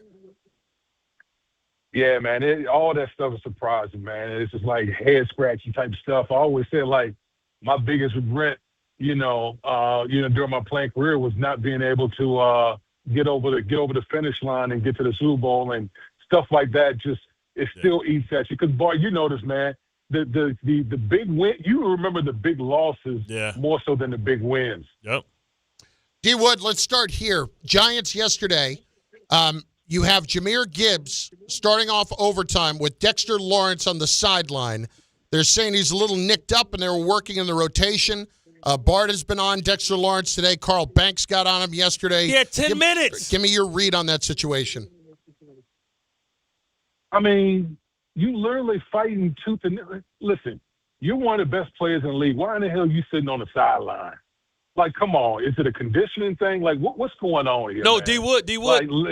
Wood, the thing is, it was going to overtime, so he had 10 minutes of real time where he wasn't even – when nobody played because of commercials and stuff.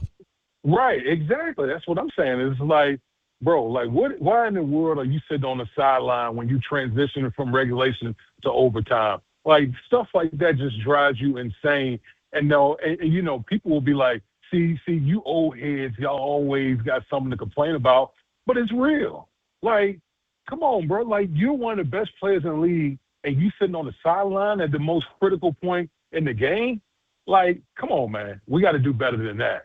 And what they said that they wanted to keep him out there for pass rush. I said, bro, you got a half a sack this year, and the dude that's kicking our ass is the running back, not the quarterback.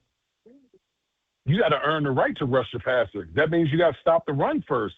And that's the one thing that the Giants couldn't do was stop the run. So get your big behind out there and stop the run, and then you have an opportunity to rush the passer. What are the after effects of that, D. Wood, in a locker room? Are guys right after the game looking at him like, what are we doing here? Yeah, I mean, listen, ain't nobody what they gonna say to Dexter Lawrence? Like, ain't too many guys gonna say anything to him, but you'll have guys with the side eye like, come on, bro. Like, you on the sidelines in overtime when we needed you out there.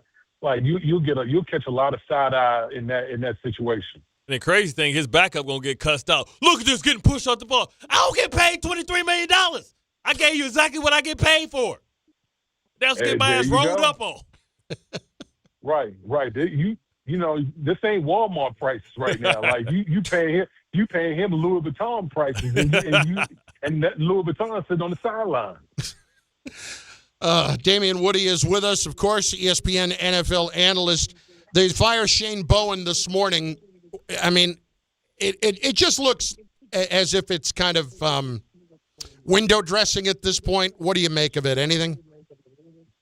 No, I mean, listen, with the amount of games that the Giants defensively, the double digits leads that the Giants have given up this season, it's just been astronomical. Some of these things are just, you're literally scratching your head. Like, how in the world are the Giants able to do this over and over again with the personnel that they have on the defensive side of football? And the season has been lost for a while, and this move should have been made, quite honestly, some time ago. But this is the result. You see it one too many times. It's like, okay, we got to make a move. We got to do something. Hey, speak to the advantage that it was, because I feel like this could be a similar situation moving from Eric Mangini potentially to a different coach with the Giants. We kept Shoddy on, who was with Eric Mangini, and then we ushered in a young quarterback, but it was pretty much the same offense that everybody else had run, so you had guys that can teach other people, can help Mark and being able to transition. How important is it maybe for them to keep Kafka to be able to keep Jackson Dart in place and maybe bring in a different leader and kind of have an arranged marriage that way? Because it worked out for us. Do you think it can work out for the Giants and still not damage Jackson Dart by making them have to learn a new offense? Well, I mean, listen, Malik Neighbors didn't help anything by that tweet that he deleted yesterday. like that didn't help Mike Kafka's situation at all yesterday. So, listen, obviously we know. I think that everyone knows the Giants have their franchise quarterback. There's no question about it. But this is going to be a very, very. This to me, this is going to be the number one job opening in the league in the off season. And who knows if Mike Kafka is going to be part of any potential new coaching staff. But man, if I'm a coach and I'm looking at the Giants situation, I would be very excited to be a head coach on that team. D. Wood with us, as he is each and every Monday at this time. Jets, Ravens, we don't need to dive too deep. I mean, we saw what happened. But I will say this. Early second half, you've got the Ravens getting booed off the field in the first half. Lamar did not look right. But early second half, your defense has played pretty well despite the fact that you just gave up that touchdown. I do not understand what Aaron Glenn is doing going forward on 4th and 2 from his own 40 at that point. Can you make sense of that for me? Yeah, listen, according to the analytics, he made the right call, but the feel for the game, absolutely not.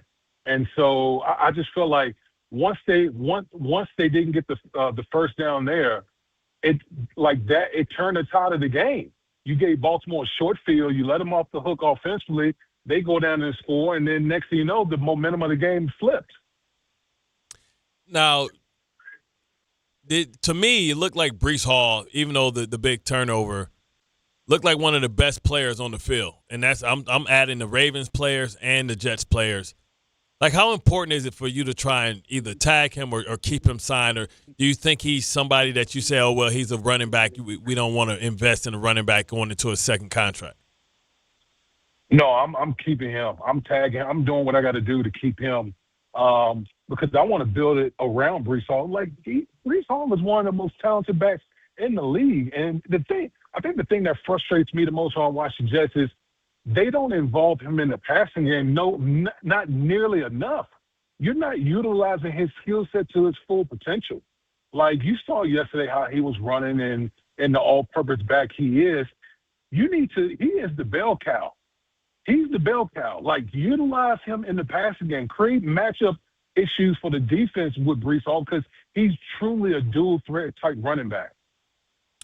D. Wood, let's go around the league a little bit real quick. Number one, we'll just start with that game yesterday. Have you ever seen a team look as consistently bad despite the fact that they've won 5 in a row than the Ravens had?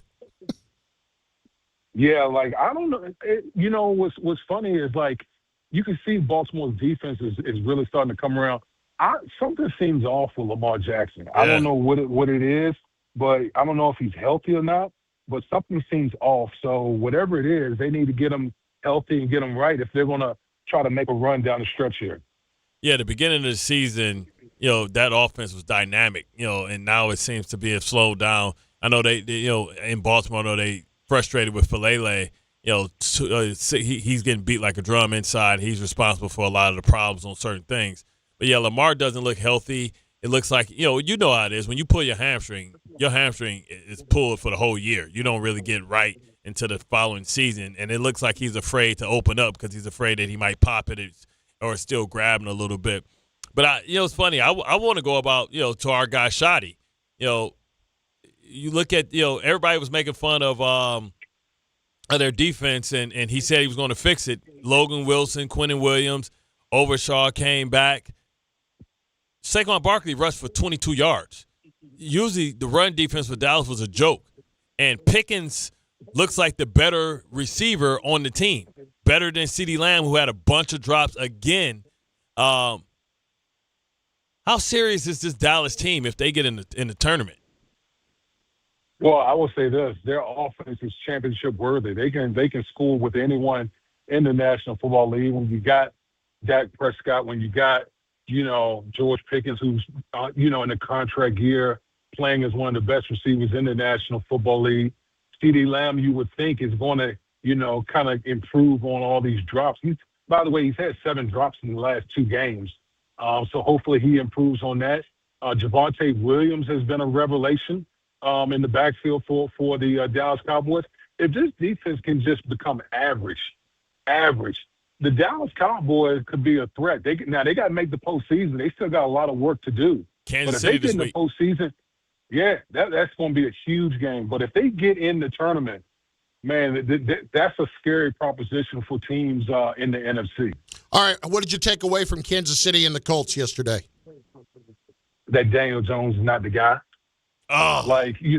Daniel Jones not the guy. When you take Jonathan Taylor away and you put it squarely on Daniel Jones in the fourth quarter and overtime was on the back of a milk carton. They had 4 3-and-outs in the fourth quarter and overtime yesterday. 4 3-and-outs. And Patrick Mahomes, on the other hand, was dealing in the fourth quarter and overtime. So, listen, that's for all the Daniel Jones truthers out there, skeptics. They're going, a lot of people going to be speaking real loudly about it because he didn't show not one thing yesterday. But didn't we say the same thing about Sam Darnold? And then Sam Darnold, got even better the following year with because the Rams and the Lions made him look the same, even worse than what Daniel Jones looked. Yeah, I mean, listen, I like when I look at the Colts. The Colts better watch out because the Jacksonville Jaguars are only a game behind. The surging Houston Texans are 2 games behind. And I don't know if people have peeked out the Colts schedule, Their schedule is brutal. Yep. Like, they got one of the toughest schedules coming down the stretch, so they could be in a situation where they might not even win the AFC South. Well, why does it feel like there are 4 or 5 teams, the Colts being one of them, where I got a lot of fugazi? In the AFC and in the NFC, it feels, for instance, the Bears are 8-3 with a -3 point differential, and they win all these one-score games, yet they feel fake to me. Am I wrong? No, you're not wrong. Here's the thing. The Bears defense is actually bad, but you know what they're really good at? Taking away the football. But here's the thing. So D Wood, explain this to me. I know it's like 24 right now. This feels like it's just one of those happenstance things where you can be good at it to a degree, but you can't be this good at it without having luck go your way. Yeah, listen, they're getting a takeaway every 5 possessions. Think of how crazy that is. They're getting a takeaway every 5 possessions. I don't think that's sustainable. I think at some point, that's going to slow down and it's going to expose their defense. But I will say this about the Bears. Caleb Williams is playing really, really good football right now. So the Bears are 8-3, sitting on top of the North, but we're going to find out a lot more about the Bears in the upcoming week because guess what they got to face? They got to face the Lions. They got to face the Packers. So we're going to see if they're for real. Yep. Exactly. We're going to see if they're for real or not. I'll tell you, I'm looking forward to the Black Friday game. We got a good one with the Bears and the Eagles on Friday. That'll be good. Yes, so that will be very good. Listen, as much as we malign the Eagles and stuff like that, they're still one of the best teams in the league. So this is going to be a game where we're going to learn, I think, more about the Bears than the Eagles. Can I ask you just real quick? Just give me champ or chump. Patriots. As far as being a real contender. Patriots. Champ. Okay. Champ. Bills. Chump. Ravens. Chump. Steelers. Chump. Colts. I'm gonna say chump because I don't believe in the quarterback. Jaguars. Chump. Texans. That to me is the most intriguing team in the AFC. That defense is good. The team. That team, you're not gonna want to play them. If they get into the postseason, they might be the scariest team in the AFC. Okay, so champs. All right, Broncos. Champs. Chargers. Chumps. Chiefs.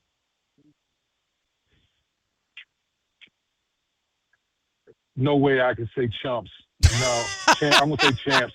There's no way you're going to put me on record and saying chumps and Patrick Mahomes and company out there. No. All right, Eagles. I'm still going to say champs. Cowboys. Right now, chumps. Bears. Chumps. I just don't believe in their defense. I don't think it's sustainable. Packers. Man, this is a tough one, man, because which Jordan Love am I getting? That's really the thing that really decides it for me with the Packers. I'm going to say right now, because the quarterback is inconsistent, I'm going to say, golly, put Chips in there because I think they got the team to do it. Did you just? I thought you just combined the word. I thought you said chumps. All right, Lions.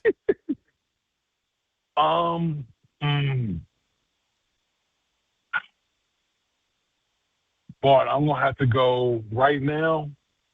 I'm gonna go chumps. Ooh. That's a lot of chumps out there, man. I'm gonna tell you why. Their offensive line is a problem.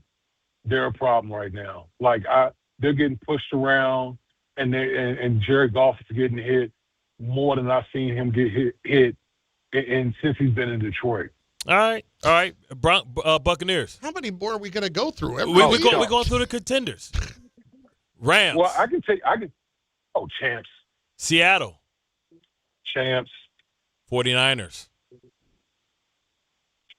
I'm going to say chumps because I just think they sustained too many injuries. Titans haven't been eliminated. Why don't we go down that road? No, that was it. That was we went through every conference of who we thought was going to be in the tournament. All right, last one. Last week, I need to get your response to this. Shortly after you were on, and it was in reference to a different conversation, Bart said you have an ass like SpongeBob. Your response? Well, Bart was my locker mate, so we have an intimate relationship because we were so closely alive. I know every part of it. Like, so I'm just going to leave it at that. Yeah, he's on D-Wood on upper body, you know what I'm saying? Big triceps, you know what I'm saying? Big back, you know what I'm saying? Big shoulders, you know what I'm saying? Legs. He don't have Saquon Barkley legs. Let's just put it like that. No, I don't have that. We'll talk next week, D-Wood. Thank you. Happy Thanksgiving, big fella. Happy Thanksgiving. Hey, absolutely. What's your go-to? What's one non-negotiable for Thanksgiving that you not gonna be without?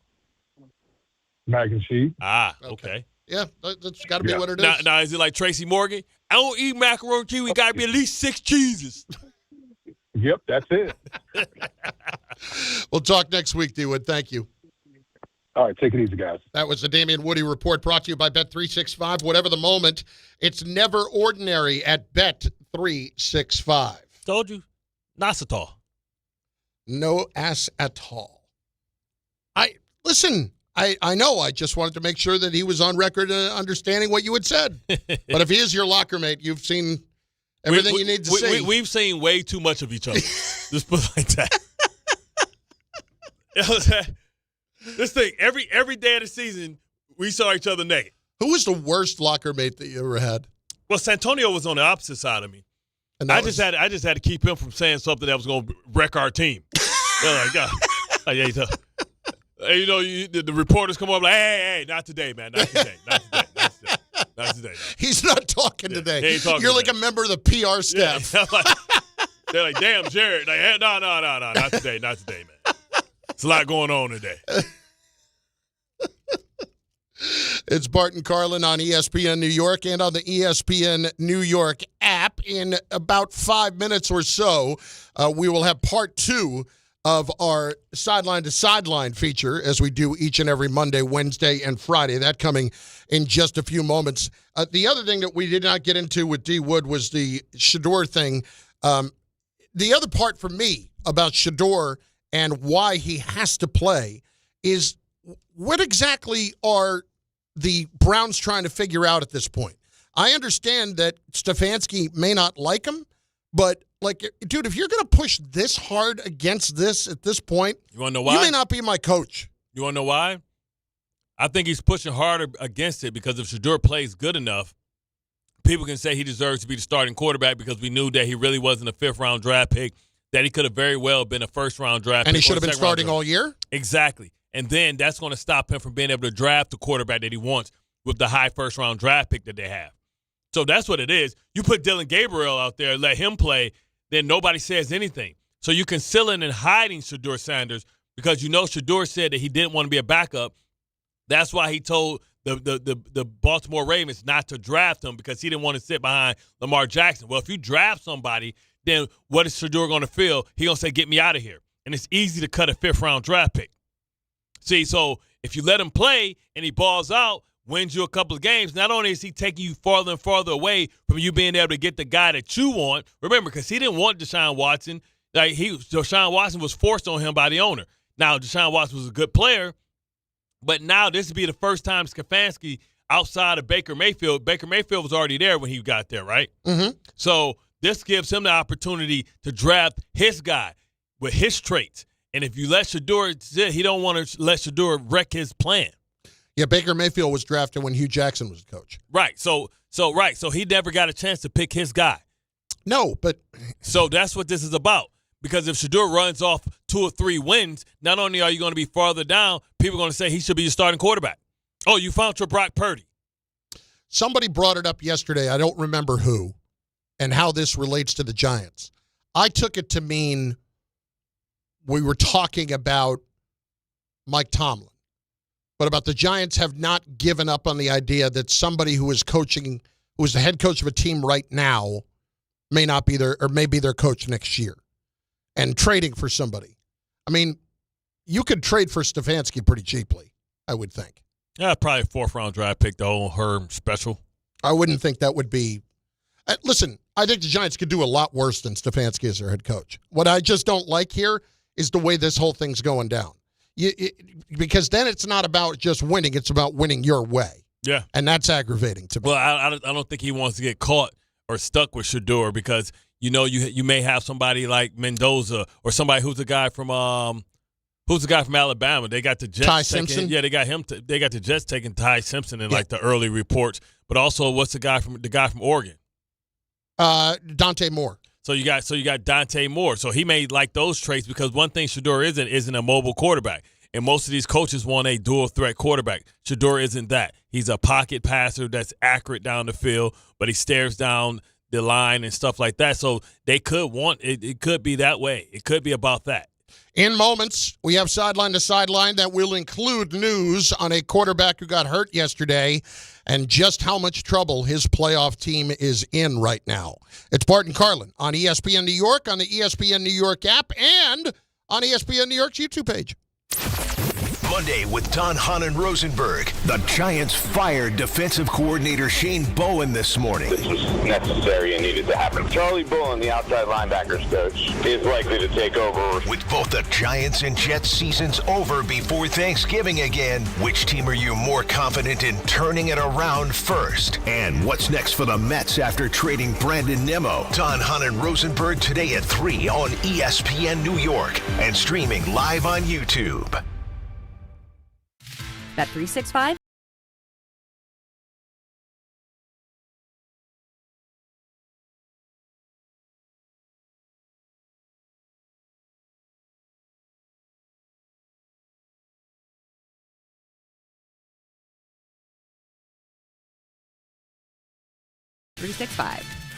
Gambling problem? Call 1-800-GAMBLER. 21 plus only. Must be physically located in New Jersey. T&Cs apply.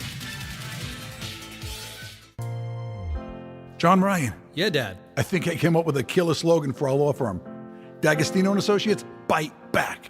Bite back? Yeah. When someone hurts you, you bite back. We'll be the law firm that bites back. Dad, that's brilliant. Accident victims, call D'Agostino and Associates and bite back. Hey, we could even put a big vicious dog on billboards everywhere. Yeah, and Rottweilers on buses. Hey, how about a toll-free number? What are you thinking? You know, like 1-800-BITE-BACK. 1-800-BITE-BACK. That's brilliant. But what if people hear fight back? Easy. I'll spell it out for them, like 1-800-BITE, back. 1-800-BITE-BACK. That's 1-800-248-3222. Love it. Hey, Dad. Yeah? All this talk about biting back got me hungry. Me too. Want to grab lunch? Sure. Hey, how about a jingle? You mean like, D'Agostino, law, bite back? To help those who want to be helped, but may not be able to afford it. That's what PGA Tour winner Grayson Murray had envisioned for a foundation before he sadly took his own life at just 30 years old. His parents channeled their grief into creating the Grayson Murray Foundation, carrying out his vision to help those struggling with mental health and addiction. To donate and learn more, visit GraysonMurrayFoundation.com. Score a win this game day with Amazon Pickup, the MVP of package pickup. Need that new football jersey for the big matchup? With Amazon Pickup, you can collect your order from secure Amazon lockers or counters near you on your schedule. Whether you're running from work or home or straight to the tailgate, Amazon Pickup makes it easy and worry-free at no extra cost. Don't miss kickoff. Grab your gear and your packages when it works for you. Find your nearest Amazon Pickup location at Amazon.com/PickupMVP. That's Amazon.com/PickupMVP. There are a lot of reasons why people buy at Ramsey Mazda. It's their selection, it's their customer service, and it's their savings. During the More to Move You event, lease a new 2025 Mazda CX-30 2.5S all-wheel drive for $159 for 36 months. Start shopping now at RamseyMazda.com. Choose wisely. Choose Ramsey Mazda. Call 833-853-2970 for details. VIN SM834925. MSRP $27,055. Zero security deposit. Ends 12/1/25. Health surprises can change your life in an instant. You've seen it happen to others, but it doesn't have to be your story. At Princeton Longevity Center, we customize actionable and proactive health plans to maximize your lifespan and take control of your health. Our Cancer Check program combines cutting-edge technology with top medical expertise to keep you ahead of potential risks. With advanced full-body imaging, genetic testing, and multi-cancer detection blood tests, we look for even the earliest signs of problems. Results are analyzed by expert physicians who craft a personalized plan to safeguard your future. You're not just a patient, you're a partner in your health journey, backed by a team committed to helping you live longer, healthier, and more vibrantly. Our programs have saved hundreds of lives and empowered countless others to take control of their health. Be proactive with your health for the ultimate peace of mind. Call 888-8000-PLC or visit PrincetonLongevityCenter.com.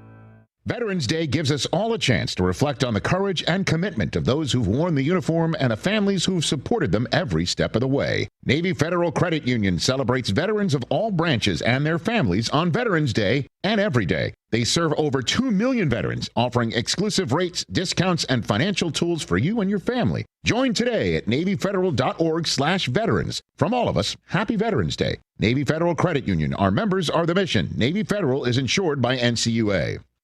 Every great team has its core players, but when the season gets tough, adding the right free agent can make all the difference. The same goes for business. At Robert Half, we found that 67% of companies surveyed plan to increase their use of contract talent to handle workload peaks and backlogged projects. With Robert Half's specialized recruiters' experience, combined with our award-winning AI, you can quickly find the skilled candidates you want. At Robert Half, we know talent. Discover how we can help at roberthalf.com/talent.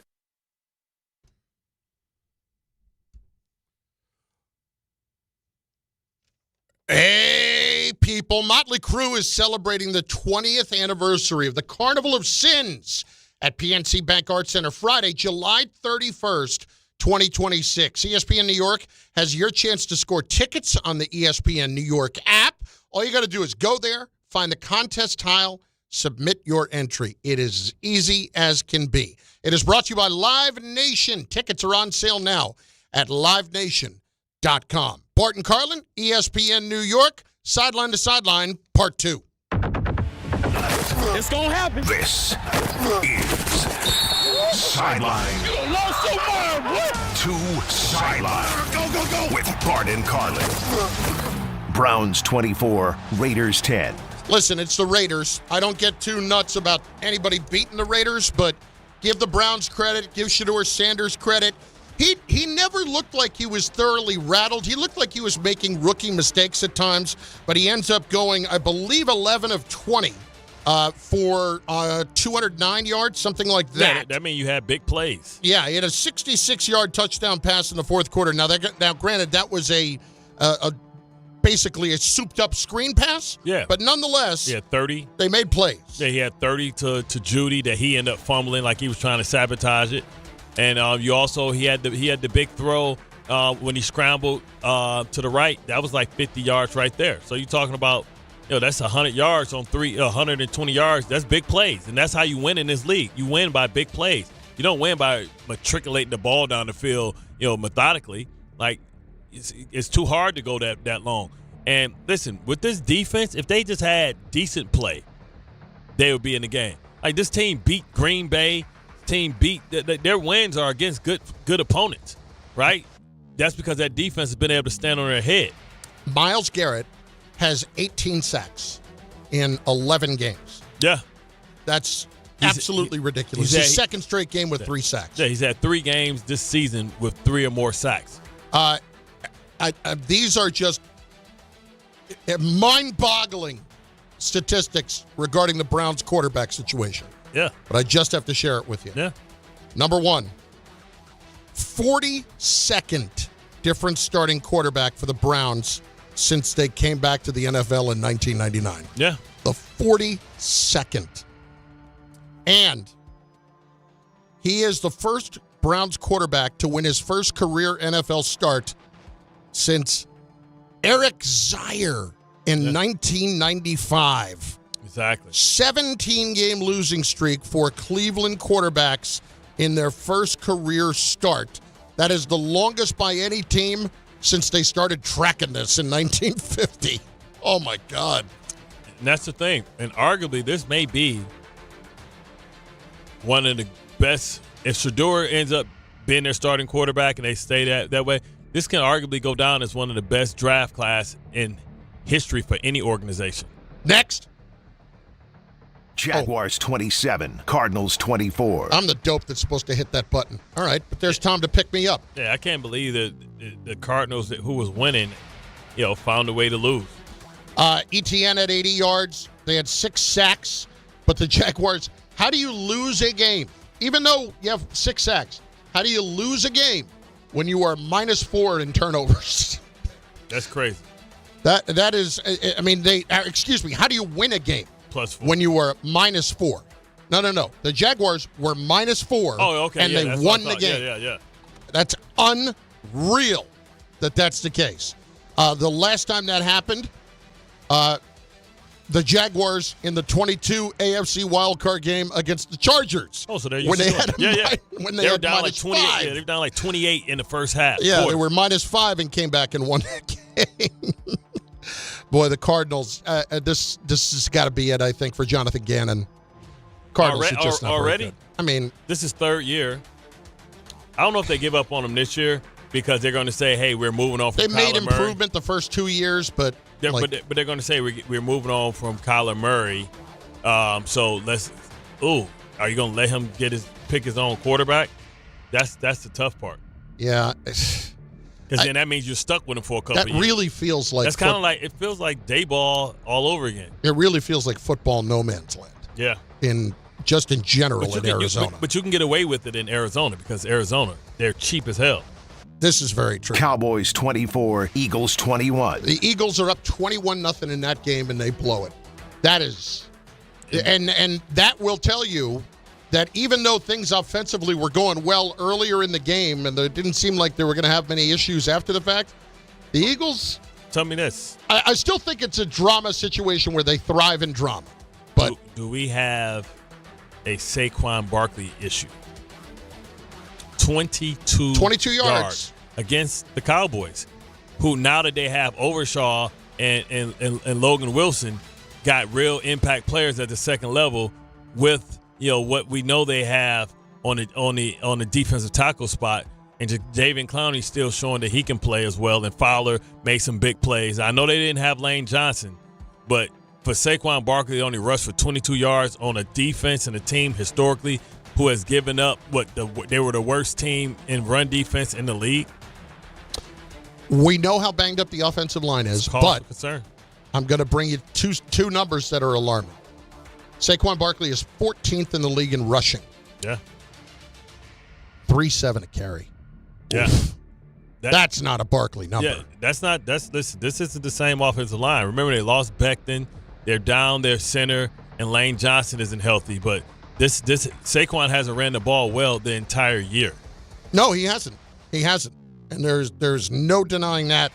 They have a little problem on their hands, but that is a loss that will fester all week long in that town. It has given them life because if they win and the Cowboys become one of the lower seeds, and the Rams now are the number 1 seed now.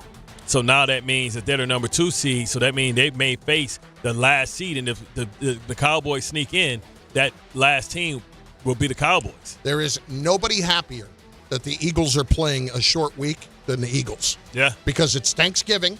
They're not going to have to hear about it on Thursday, and they're playing on Friday. But who they got, though? They've got the Bears at home. Ooh. No, but listen, just to not have to hear about it all week long and to be able to put it aside, you're going to hear about blowing a 21-0 lead to the Cowboys for a long time. Oh, they're going to hear about it. Yeah. So Gibson, man, he may be in the unemployment line for the same mistake. Oh, what do you know? Xavier Gibson coughed it up. What a shock. In case you didn't see that was Xavier Gibson, the former Jet. And gave him the ball. And listen, they didn't get in. that was really unbelievable. But I mean, man, he fumbled the ball kind of the same way he fumbled the ball before on the 10-yard line. It was good to see Michael Carter out there, though, getting some work. Falcons 24, Saints 10. Oh, my God. I didn't even know they played, to be honest. I haven't seen one highlight. Listen, I've been watching TV all day. I haven't seen one highlight. They haven't shown one. They showing Jacksonville, Arizona. They showed Cleveland. I have not seen one highlight of this game. I don't even know if we need to even talk about it because I don't think nobody saw it. Now, listen, I am not a Falcons fan, okay? Not in any way. But I will say at least this for them. What was their biggest concern coming into the year outside of the quarterback thing? Pass rush. Yeah. It's always been pass rush for the Falcons. They doubled down. I believe they have now 4 straight games with at least 5 sacks. Yeah, they doubled down. They spent 2 first-round draft picks on pass rush. On Pierce and the other kid who Walker. That's right. Yeah. But the Saints are 2-9, and once again, as somebody that played the under at 3.5, I'm still sweating that one out a little bit. Still sweating that one out just a bit. They still got the Jets. And then Rams 34, Buccaneers 7. The news coming just a little while ago from Adam Schefter is as follows regarding Baker Mayfield. Per the MRI, the Buccaneers believe that Mayfield suffered a sprained AC joint in his left shoulder. Okay. There was no fracture, no structural damage. One source said the Buccaneers, quote, are not ruling out Mayfield for Sunday against the Cardinals. But the MRI today will obviously tell them, pre-MRI this is. Yeah. But the MRI will tell them a lot more. Not throwing shoulders, so that's why you don't have concern. What you do have concern is if he gets tackled on it and lands on it. Because really what made him leave the game was him throwing the ball, the Hail Mary, on the way out. And he threw it with his right arm and he held his left arm. So, you know, he has a high pain tolerance. He's a guy who's lost something before, so he's not going to. Two more questions here for you. Okay. Are they the best team in football? The Rams. I've been saying the that. Rams. I've been saying Matthew Stafford is the MVP. Well, that's where I'm going Drake next. May crap. That's where I'm going next. Drake May. Matthew Stafford remains the MVP. He is now minus money at ESPN Bet. Minus 185. Matthew Stafford's never won an MVP in his career. And at 37 would be the oldest in NFL history at the time of his first MVP. The only other guy that would have come to mind would have been Rich Gannon. Yeah, Rich Gannon. And I need to go back and look, but he obviously wasn't that old. I tell you what, I've been telling people, I said, listen, if he would have went to Green Bay and Aaron Rodgers was there, Green Bay would have had 3 Super Bowls. Like, when I went against him, and I'm a Lions fan, but when I played against him personally, I thought that he was the best quarterback or one of the best quarterbacks I've ever played against. This is the thing that people don't necessarily respect about Matthew Stafford is I have never heard one player say anything but glowing things about Matthew Stafford. Not the person, the kind of quarterback that he is. It was not amazing. one player. It's amazing, man. And listen, I guess you can say he's the offensive version of Myles Garrett. Somebody's going to one day, Myles Garrett's going to retire, and people are going to say this is the greatest defensive player in the history of the game, or one of the greatest defensive players in the history of the game. And you're going to say, bull crap, I never heard of him. Bart and Carlin, ESPN New York, and on the ESPN New York app, the Giants firing Shane Bowen today. Whether or not the Jets at this point should even bother with looking at anybody else other than Tyrod Taylor the rest of the way, even though that doesn't really light much of the fire now anyway. They look good, man. Yeah. They look like a professional team. But I tell you what, I like Mechie. Mechie can be the Ross St. Brown of this offense. Mitchell wasn't bad either. I know. Then imagine when Garrett comes back. Amon-Ra St. Brown of this offense for Mechie? That's a lot to say. Listen, first of all, his pedigree is way better than Ross St. Brown, right? Remember, Alabama. People forget that this guy was like, he should have been a first-round draft pick. He blew his ACL out. Yep. Then He's a dynamic player at Alabama. Then he had cancer. He got cancer for a year. And then when he came back from cancer, this is his first 2 years. When he comes back from cancer, they brought in Diggs. Yep. Nico had become a person, and Tank Dell was there, so he got stuck. Yep. He couldn't even get. And then they traded him to Philadelphia, where they already had 3 receivers. Right. So when was he gonna get a chance to develop? Well, he's getting his chance now. This is a guy that is a number 1 first round. Listen, the Jets got guys that should have been first round draft picks. He wasn't a first round draft because he tore his ACL in the national championship game. They got guys who should have been first-round draft picks, and they traded away guys who were first-round draft picks. It's Bart and Carlin. Exactly. But these guys are cheap. Those guys cost you $50 million. By the way, I said earlier that I don't know what I was thinking, but for some reason I had stuck in my head that it was 1 first-round pick for Mike. It was 2, and Kenny Clark. My mistake there. Bart and Carlin, ESPN New York. St. John's travels to Vegas to face Iowa State in the Players Era Festival. Coverage begins today at 4:10 on the ESPN New York app. Rangers fans, it's time for Blue Shirts hockey. The action starts tonight at the Keg Room with Team ESPN New York and Bud Light. Whether you need a pregame spot or you're looking for the right Rangers bar to watch the game versus the Blues, the Keg Room is your destination. The party kicks off at 6:30 p.m. and Team ESPN will be giving away plenty of ESPN prizes. Join fellow Rangers fans tonight on West 36th Street between 5th and 6th Avenue and enjoy Bud Light specials all night long. It all happens at the Keg Room. This Thanksgiving, FanDuel is introducing a brand new way to build a parlay. It's called Pass the Leg, and here's how it works. You start a group build, add your pick, then pass it to your friends so they can add theirs. When everyone's done, you each lock in the group parlay with your own funds because football is better when it's played and bet together. And to make it even better, everyone gets a 50% profit boost to use on their build.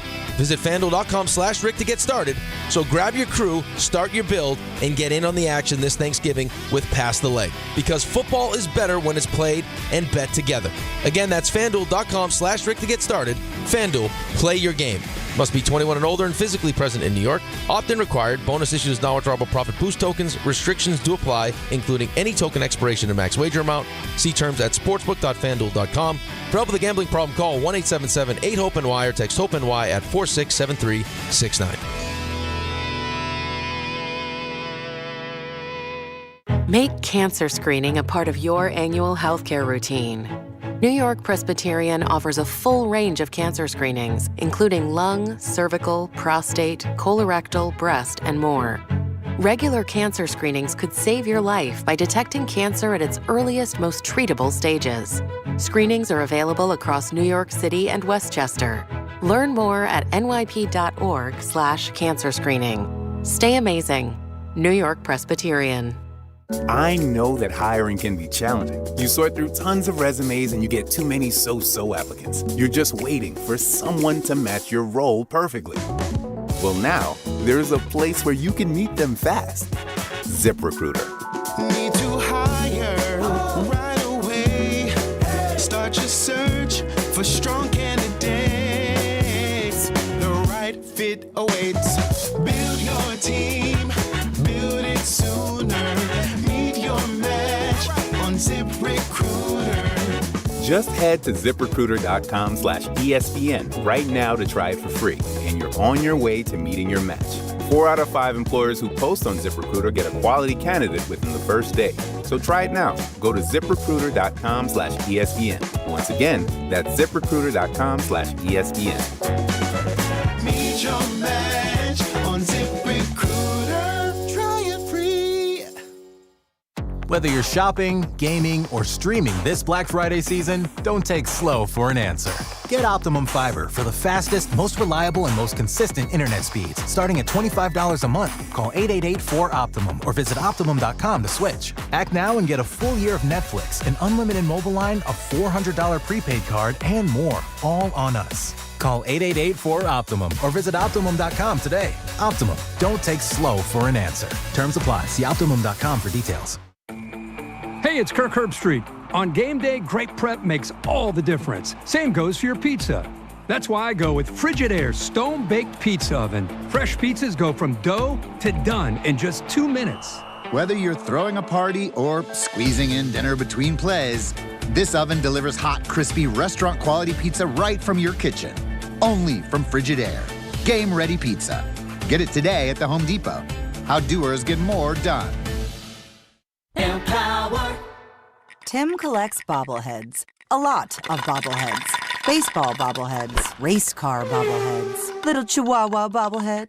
He's got an entire room strictly for bobbleheads. Does he need them? No. Is his wife mad about it?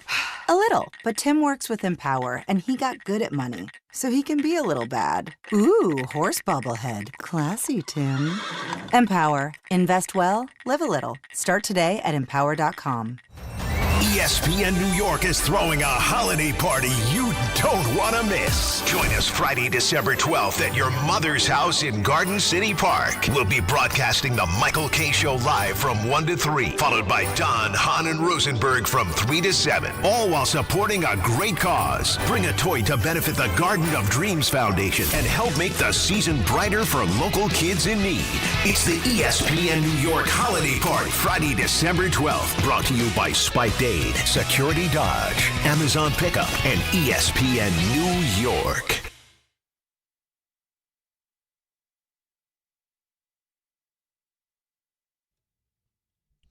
So, a couple of things going on with the baseball. Number one, David Stern speaking right now about the Nimmo trade. We will try to get you a soundbite of that here momentarily. And also Hal Steinbrenner talking to the media right now. And you know that you will hear about plenty of that with Michael, who is coming up at 1 o'clock. One quote that I have seen was just in relation to the payroll, and it was basically, well, the Dodgers had the highest payroll.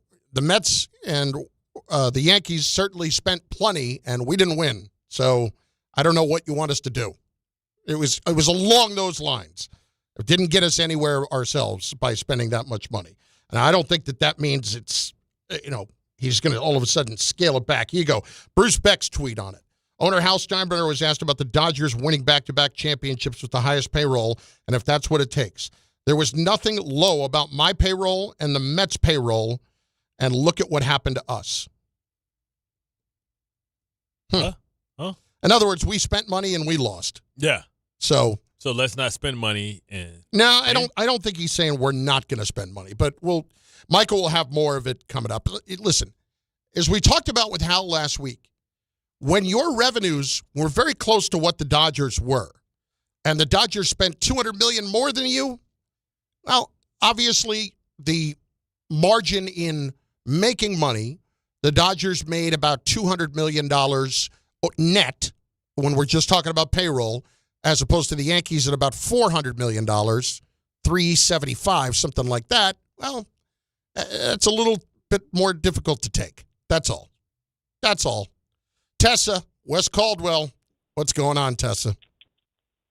Hey guys, I'm just, trying not to bash my head against the wall. Like Bart said, I'm just completely numb, and I'll just be honest with you, I'm just a disgruntled, salty, devastated fan right now. I do want to ask you guys' opinion. First of all, thanks again for taking my call. I do want to ask your opinion about the comments that Malik Neighbors made about he felt like the coaches were doing it on purpose. I understand that he wants to be in the field. I understand why he even feels like that, because I'm going to be honest with you. I don't agree with that. I feel like they just belong on like a high school level coaching, because I think they're incompetent. So that's what I think, but it doesn't make sense. You're on a 2-yard line. You want them to use their timeouts. If you throw the ball and it's incomplete, the clock's going to stop, and that's going to save them from using timeouts. Guys, why did he do that? It's like, we're the worst team in the league when it comes to the end zone. Why aren't you practicing that on a daily basis at practice? Like, I don't understand. Why don't you come up with some trickery end zone plays? You know what I mean? Like, it's just confusing, and it's like, okay, thanks a lot. You fired Shane Bowen. He should have been fired last year. He should have been fired after a freaking Denver game. So it's like, okay, you're not doing us any favors, because now you're putting the linebackers coach who half the time the linebackers can't even tackle. Listen. What are we doing? Okay, guys, I'm sorry. That's I said okay. I wasn't going to crash out. I'm not. I'm trying not to crash out, guys. But Bart, Bart, when you go throw your hat in, you need to be a defensive freaking coach. When you go throw your hat in the field, I'm sick of this. You sound like Alonzo talking to Roger. Breathe, dog. Breathe. I can't. Bart, you know me now for years. You know how I crash out. I think I'm doing pretty good right now, but it's just like I am so tired. It's like they get my hopes up high and they just suck my soul out every time. You shouldn't have any hopes. But what you should be saying is, like, offensively, with all the things that we don't have, we don't look horrible. We're able to score points with Jameis Winston. So it's like, man, when we get Scatterboo back, when we get Dart back, when we get Neighbors back, and maybe we have a great draft or a great free agency where we get a number 2 receiver that we pay a lot of money to come in to kind of be the Kenny Pickens to our CeeDee Lamb, right? We're good offensively, and if we get the right defensive coordinator, you already got the personnel for the defense to be good. Woo. It's no reason that this defense should be this bad with the personnel that you have. So that means to tell me that the scheme and the guy calling the plays don't know what the hell he's doing, and he getting out coordinated by the opposing team's offensive coordinator. Well, the best part about that, Tessa, and I don't want it to get lost, is what Bart said at the beginning. As you're saying, I've got all this hope, and Bart just said, well, you just shouldn't have hope then. Yeah.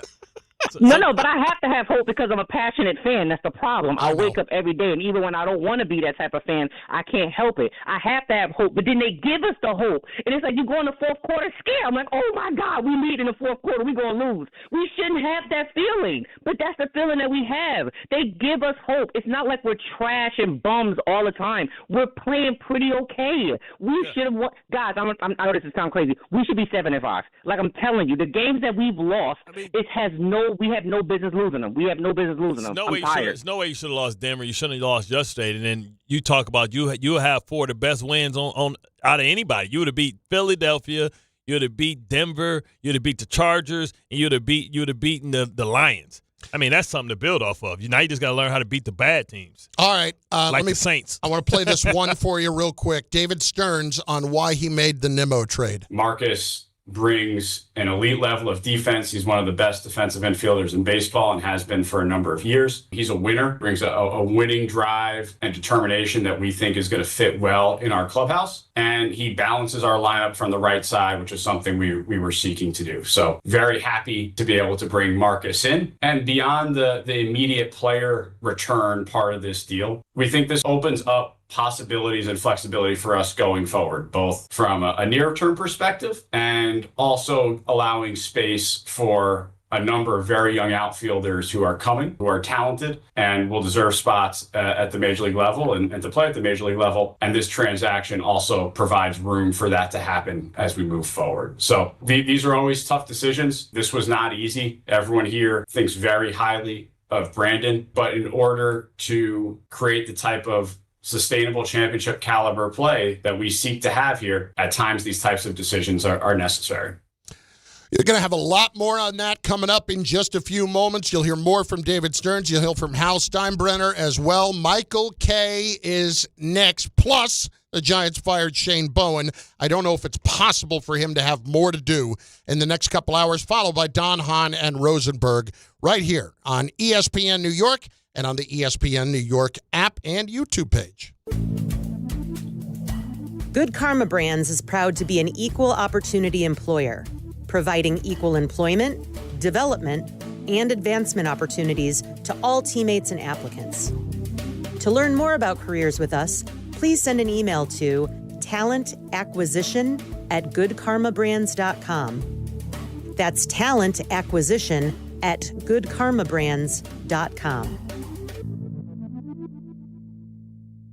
If you've been injured in an accident that wasn't your fault, then you need a lawyer who knows New York's unique personal injury